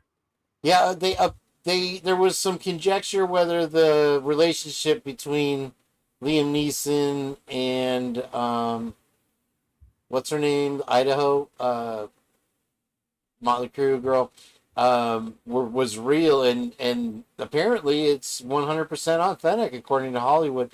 You know, one thing I noticed watching, I'd love to pull it up, but it's probably a bad idea, is even in the movie Any Given Sunday, they have that all-seeing eye as one of the team's logos. They're called the Knights. And this is a movie from 20 years ago. It's not Martin Scorsese, what's his name? Oliver Stone or whatever. And right in that, when that logo comes up, they run a play called Devil Red 666. And I was just like, man, they just have to put that in every movie, their allegiance to what they're aligned with, right? Well, sir, you are describing the precise reason why I do an occult and esoteric review of films, cinematic masterpieces over there at Operation GCD Live Wednesdays. Because you're right, these things are inserted into a lot of these films, a lot of stuff in a manner in which to speak to our subconscious in a very magical sense. Yeah, it's unbelievable because it's completely unrelated, but they also slip it in a way that I could see some high school football coach making Red Devil 666 a play in their playbook and thinking it's funny as a reference to the movie, which is it's I could also see a high school coach calling a playbook bubblegum buttholes, but you don't see that in films, do you? Not enough. There we go, my last soda. All right. Oh, yeah, that's good stuff. All right. Let's run this video here and see what we do. Hello, this is Kogi from Kogi.in and I'm recording this video in 480p resolution using the Moto E handset. This is with a fixed focus camera. Wait. Is this actually Jensen right here?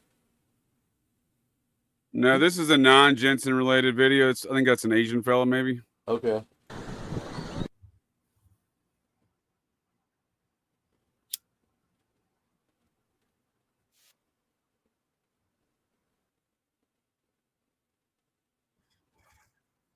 My bad. I meant 480, not 360.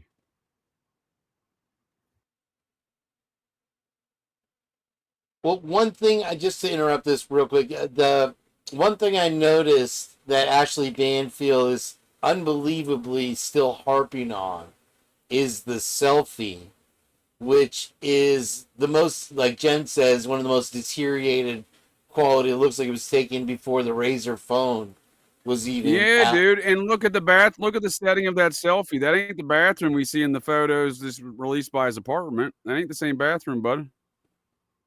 Oh, really? In your face hole, sir. This is the purge. You You're think I'm right. joking? You're right. Oh, wow. Thank you for reminding me where I am. I appreciate it. I'm here to help. Operation GCD takeover. But what was I saying? She focuses in on the hands, and it's already completely deteriorated, this photo. And then she shows, look, it looks like there's scratches all over her hand. And you can tell that his hands are red from his hyper washing activity at best. But the redness. Oh, you're a coffee shop, but you're listed here on his phone numbers as his office, but you're a coffee shop. Do you have them on the line? No, I just love that line. It's comedy gold. I assume this video is going somewhere.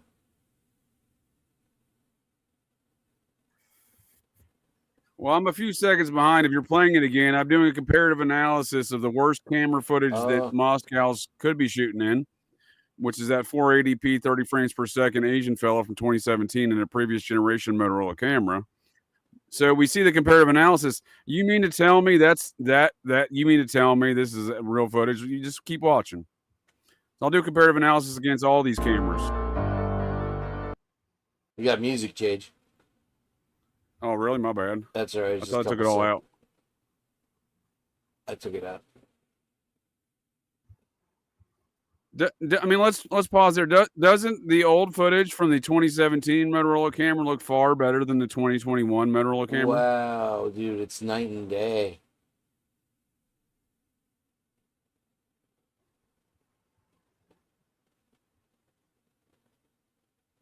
So this one's the watch guard. Well, my bad, dude. It's not an actual copyrighted song, but this is the watch guard camera system before Motorola bought it out the year prior. So this is the year prior. This is 2019 before the purchase.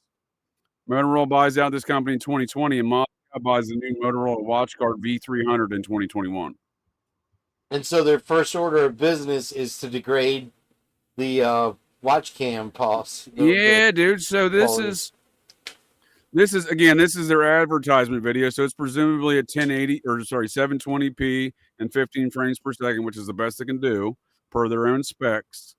But look at the difference, dude. Are you fucking kidding me, dude? So what do you think the purpose? I mean, other than is that Jensen right there? Hiding something with the clarity of it. You're asking a good question. Let's go from a different angle here and ask this question. Is that entire video just one manufactured video, completely computer generated? Because it seems to be. Well, we certainly found the anomalies, like what's around my headphones right now, those digital lines that show up when you're doing a background. Right. Removable. And dude, pause that, dude. Look at that quality, dude. Are you fucking kidding me, dude? That's a previous generation. Even if it's shooting at 720p and 15 frames per second, that's a previous generation camera we're looking at on the inset camera footage there.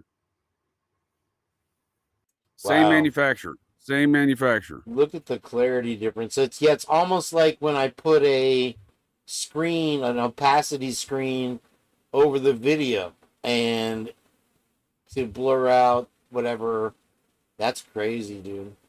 Dude, they can gen this whole thing up in CGI, but that's the reason why you see it so blurry, because they want to hide the effects of the CGI. And while we're paused there, tell me that ain't Kathy Mabbitt. Let me back up. Where is it? In the white truck? No, the fat. We got a JJ down. Yep, we lost the JJ. We lost JJ down. Can we get a Piper? Is this the Looking Purge? for Kathy Mabbutt here. Again, if it's your first time at the Purge, I appreciate you being here. Thank you for joining us. Make sure you hit that subscribe button. And there's that like button right there. If you don't mind, just take 1 second and click on that. And give me a little smile for the day. And it gives JJ a kick, too. Because for every like, he gets a hula burger. 1 hula burger per cloning. Can you hear me right now? Is this real life? Is that meat prosecutor Bill Thompson? That's one of my favorite new ones right there. I love it. There. How many coats is he wearing?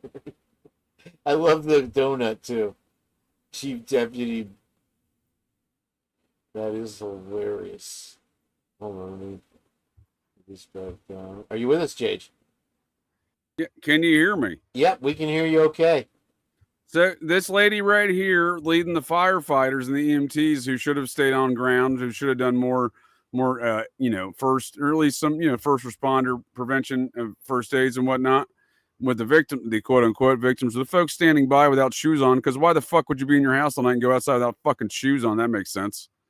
But we see this individual, their face all blurred out. It looks a lot like Kathy Mabbitt. I can't find anyone else within Moscow Fire that because they have that fire and EMT shirt on there. I can't find anyone else within Moscow Fire that resembles that butch-looking lady right there. She wasn't supposed to be there until 5 o'clock that day, sir. So I don't but we now know that it's from Scott Green to that Sputnik-sized dome piece fella Brett Payne. They were all there far earlier than they claimed. What was the other thing? At least we're led to believe that based upon the reports of other officers, right? When ISP says, "Oh, they were there at 1:47," well, that's a different story altogether. Vaseline over the lens. Yeah, that's what they used to use for a vignette.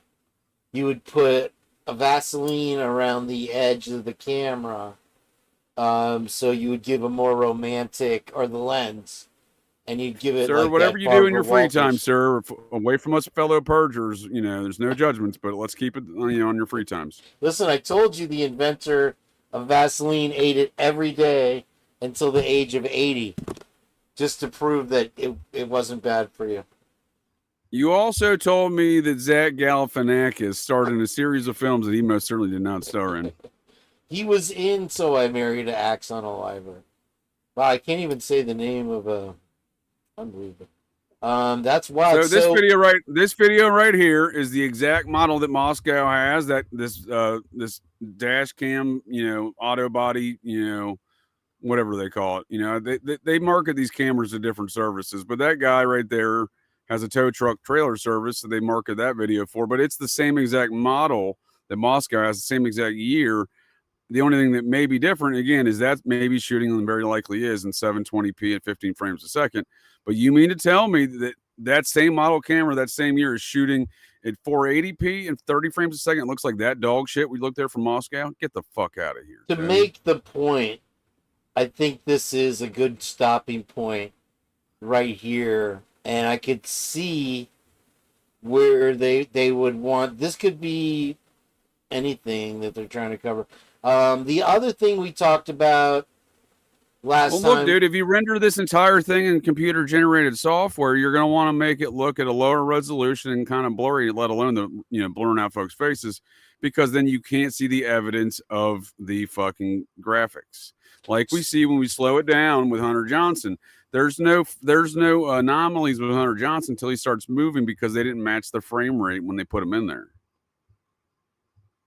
That whole Hunter Johnson thing with his hands on his head and his bending down right here. It doesn't fit. You're right. It's just a weird, awkward.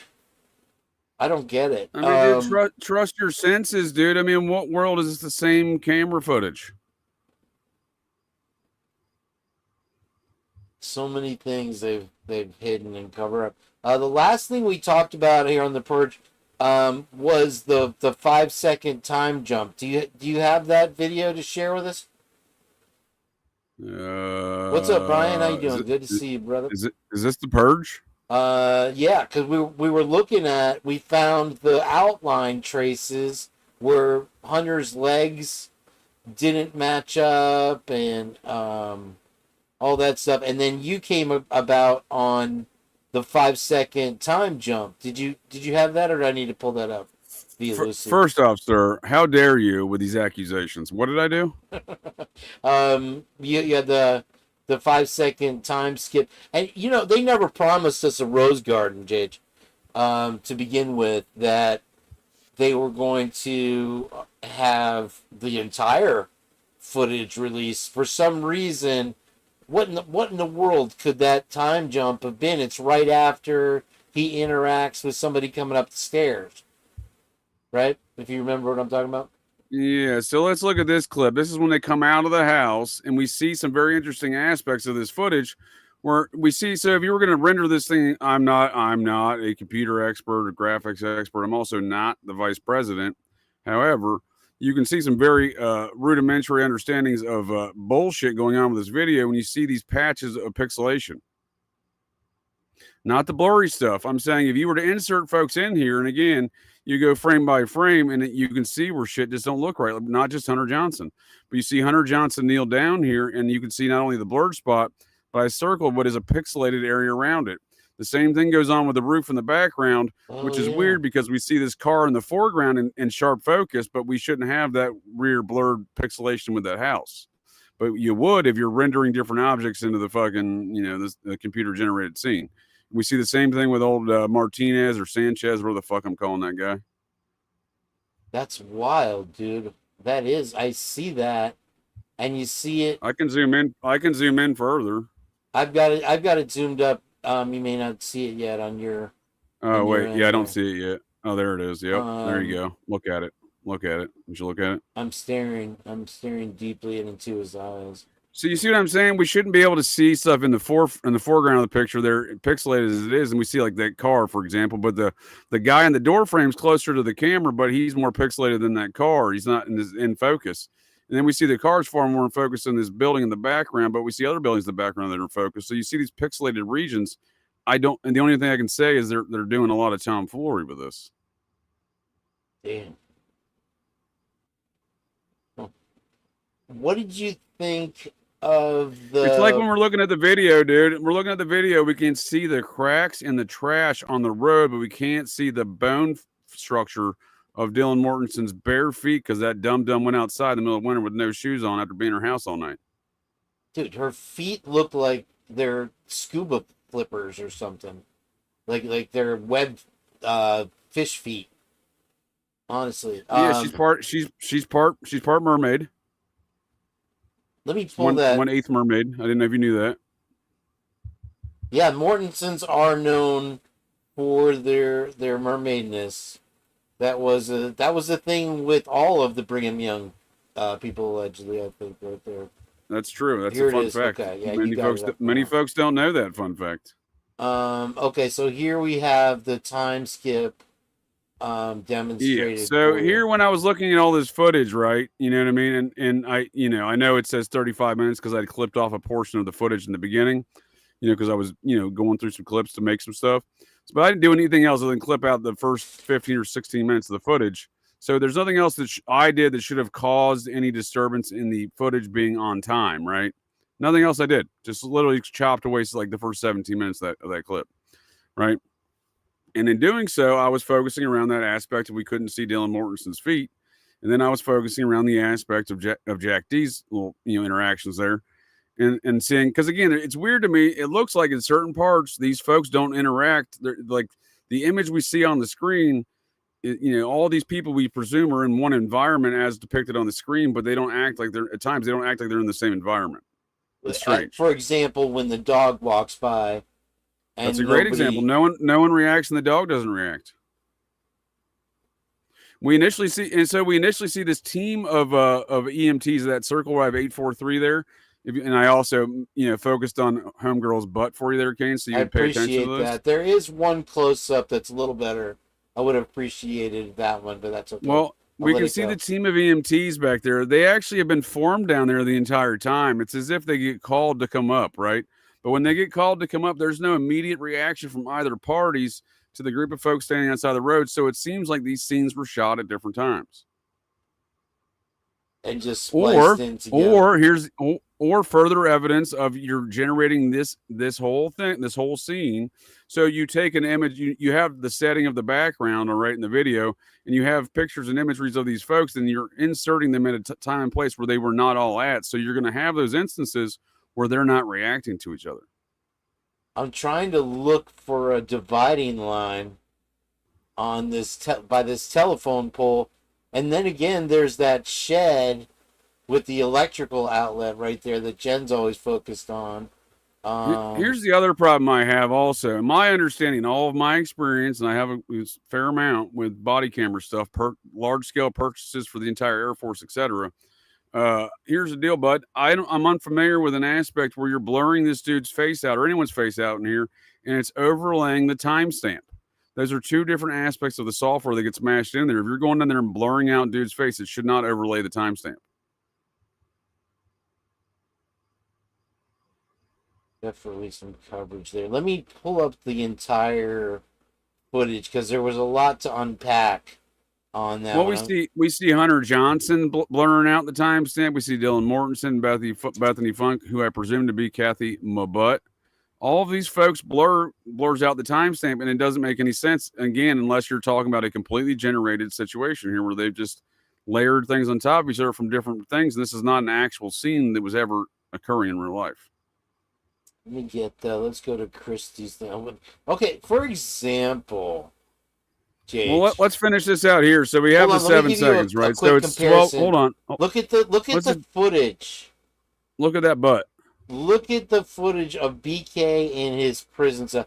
This is a smuggled out police or deputy cam of Koberger in his cell. Look at the clarity. Well, hold on, sir. According to News Nation, in a statement quoted by the Idaho Bureau of Prisons, that video may in fact be AI.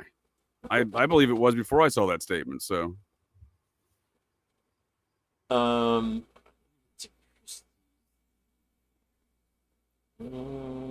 I don't think that's real, dude. Again, when you make an official statement about it from the Bureau of Prisons, and you end that statement with, "Oh yeah, by the way, that's probably AI." You got to watch out.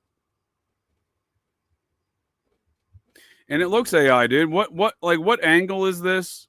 Look at the size of that cell, dude. What the fuck is going? That's not real life, dude. Agreed. Let's see here. So let's look at this real quick. We got 12/11/34, right? So, and if you go down to the bottom of that, you'll see I go back 5 seconds, right? You'll see the timestamp there. 5 seconds I go back, and it turns out my 5 seconds in the going back in the video footage goes back 7 seconds in this instance on the body camera footage, and that's not the only time that does that. Okay. Oh, I can see where it's blurred out right here from where we left off. It is completely, there's no reason, because the thing is, JJ, is his head is not part of the timestamp. That's what I'm saying, dude. These are two different functions within the software, dude. I'm with you. Okay, 100%, folks. Here's what we're talking about. Right here is his head blurring out should end there, but for some reason at this point, should go behind. It should go behind the timestamp. It should be part of the video behind that timestamp. Right. Yeah, that's crazy. The timestamp would be overlaid over the blurred image of the blurred face, but that would be behind the timestamp. And it constantly goes over it. Look at that. They're completely covering it. Over and over again, dude. No smack-a-diddle-do. Holy shipwreck. JJ, you're too big. Hold on. Kane, if you're cloning me, sir, I'm out of here. I've got one cloning left in me today, sir, within the budget. Let's see if we can't get to Miss Barefoot Sandal lying your ass off. I really have been excited to look at this again. As far I'm sure you have, bud. I'm sure you have. When you hold on, let me find the good butt part. Let's see here. No, dude, now you really see how low quality this video is. Yeah, dude. Yeah, dude. What they shoot that in 120Z, 480 frames per second on an iPhone 2, dude. What's going on in life? Oh my gosh, it's so blatant. And look, okay, here's another thing that stands out to me is that these. Let me circle it. These blurs. Besides the butts, you mean? It stands out. These blurs literally look. You know, I guess they're overlaid on top of it, but it looks like the entire portion of that scene is from something else. Look at the outline of the blanket right here. Again, we see it. Dude, it's like this. It looks like a Stanley Kubrick film when he did that filmmaking he invented back there was 2001: A Space Odyssey, where you do that front screen filmmaking where you have this screen. Now we do it digitally, but it's the same situation.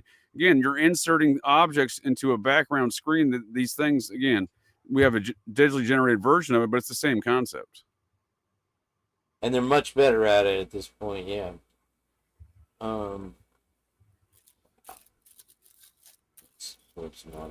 Thank you.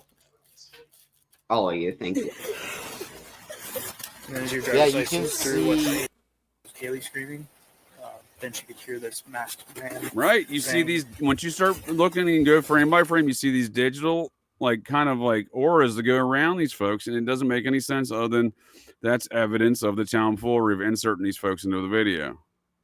Look at how clear right here the parking lot seems to be. Now this may be original footage, and then well, that's what I'm saying, dude. You can see trash 40 meters from the camera here, but you can't see homegirl's bone structure on her feet 5 feet from the camera. And you can see the other trash and cracks on the ground around her. That's what I'm saying, dude. When you see all these anomalies, again, I'm not an expert in film or nothing. I am also not the vice president. But you see these things that are in focus in the forefront and not in the back. You know, again, these anomalies don't make any sense in the world of actual photography. And when speaking of photography, I can't help but notice that they've given us, instead of dick pics, they've given us bathroom pics, toilet pics, pictures of towels. Now, what did you think of the thing I was talking about earlier with Master Nature, as far as the Ford Focus being taken down to Boise to pick up evidence that they accidentally gave Dylan Mortensen back, including her shoes, according to Master Nature? Well, it's on par. It's on par with Chief Deputy Latah County's Chief Deputy Donut Best letting that ATF guy, or interviewing that ATF guy, not reporting it to the investigation. The ISP finding out about it, according to the report, contacting Chief Deputy Donut Best, and then ask him, "Hey man, what's up with this neighbor that went into the house that you interviewed, talking about wearing an ATF hat and jacket when they were moving the bodies?" Like, none of this makes any sense because it's all fucking bananas. I mean, these pictures couldn't be more worthless. It's just like an empty paper towel roll, you know, and dude, he did it. Dude, look at that towel roll. He did it. Guilty. He drives a Hyundai and he's got eyebrows. He's got fucking eyebrows, dude. Watch out. Where's it? Dude, again, none of these things match up. If you look at the time of this alleged leaked 911 call, again, not official, it ends at 11:59:49 seconds, time stamped in their own system, which would be then, and again, that camera system coordinates with the computer system and their radio system to sync everything, and they don't have to go record something separately. It's all the same time stamps and dates. So we're led to believe this dude shows up later on his timestamp, minutes after the 911 call's timestamp, and then when he gets there, we don't see the same scene as depicted in portrayed in that 911 call transcript. But getting back so we see all these things don't match up, right? None right. of these. So where's the crime, dude? Where's the evidence of a crime? We're seeing a bunch of lies, shit that doesn't match up. Where's the evidence of a crime? Yeah, it's sad, dude. And there's that backpack that Miss Potts keeps talking about right here. That was there 1 second. Because it's the purge. Was I interrupting you? I'm sorry. I just was interrupting you. I need a recess to calm myself No, but down. here's another example. ISP Detective Gilbertson, who claims now that Payne and Green were there at 147 and they knew about a knife sheath then, in his reports, he claims to have seen blood all upon that wall right there, that half wall. There ain't no blood there, dude. Well, he needs therapy for it, apparently. But I don't want to get into these matters of everyone dissecting this nonsense about the forensics of this stuff. Just on its base value of that statement right there, one of the first dudes on scene who's already blown up other dudes' statements, you know, like that clown Fry and old Sputnik head Payne. You know, Gilbertson says there's blood all over that wall. Dude, there ain't no blood on that wall. Blood free since 93. Blood-free zone here, dude. Blood-free zone. We got another guest here, Christy Nevada. Is that Christy Nevada? Greetings, man. Welcome to the Perch.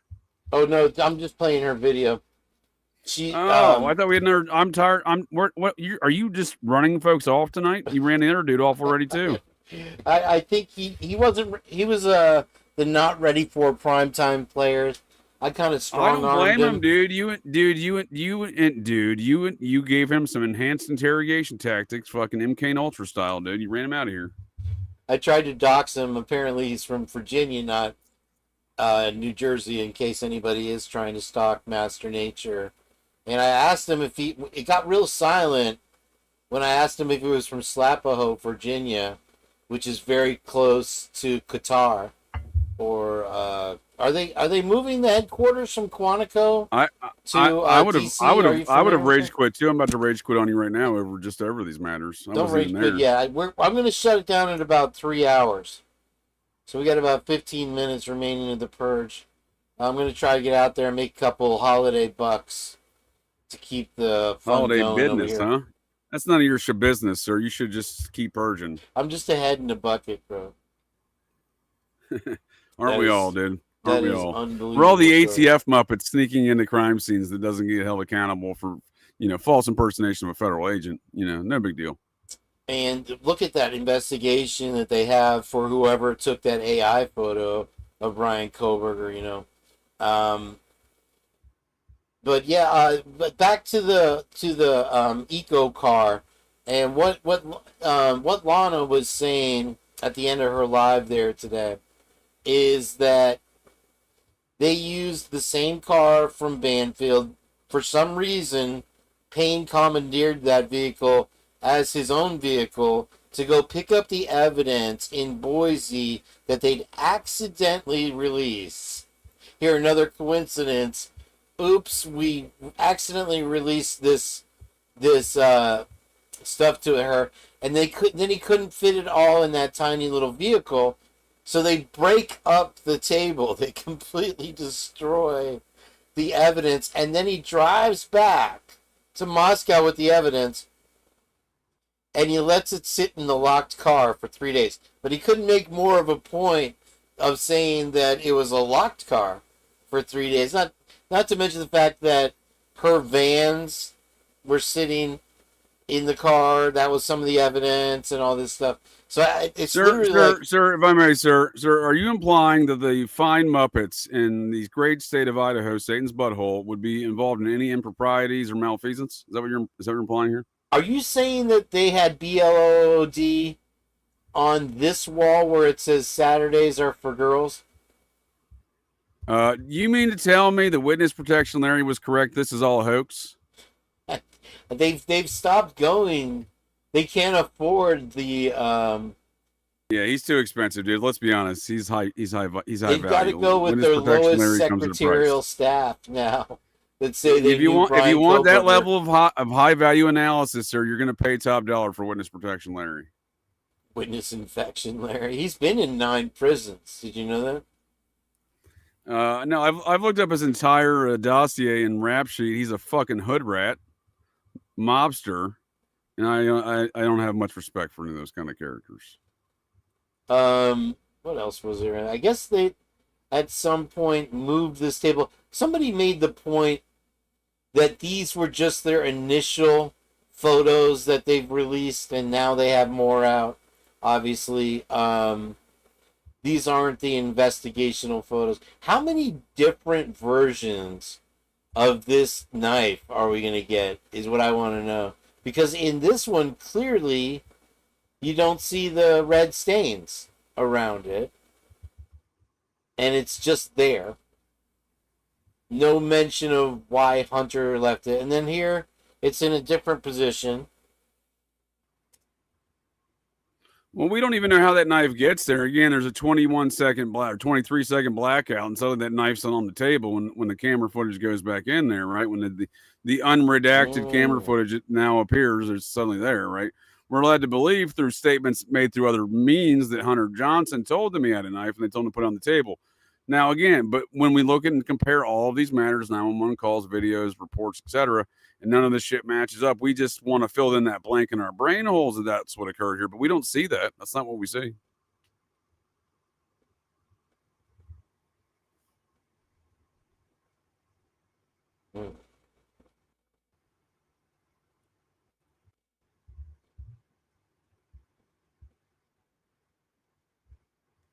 Am I still here? Is this the purge? Can you hear me? Yeah, no, I was kind of processing just the whole situation, and when I was breaking up with everybody earlier, I was saying you can't break up with me, sir. I'm breaking up with you beforehand here. It's Mayday right now, and there's an outline around my head, and I have beautiful blonde hair. Is that I don't think we at this point are going to get a plea deal. I think that Brian Kober realized what was best for him, and to take the double penetration off of the table was going to be his best bet in the long run. And it's so funny because in the reel there, I showed the books that he had in his possession there at the apartment, and one of them was When Innocent People Plead Guilty. It's almost like he knew. Oh, it's almost like witness protection. Larry knew this is a hoax. All right, I'm gonna shut it down on that point. I gotta get a couple bucks in my pocket. I appreciate everybody being here. We're gonna do a quick rage quit there. A rare look at JJ without his glasses. I forgot my glasses. I don't know where my glasses went. Can you see? We can't see you. It's a rare occasion. Good purging, fellow purgers. See you next purge. And witness protection, Larry was correct. This is all hoax. Have a great night, everybody. Have an awesome Labor Day. Thank you, JJ. Thank you, Master Nature, for being here. This is going to be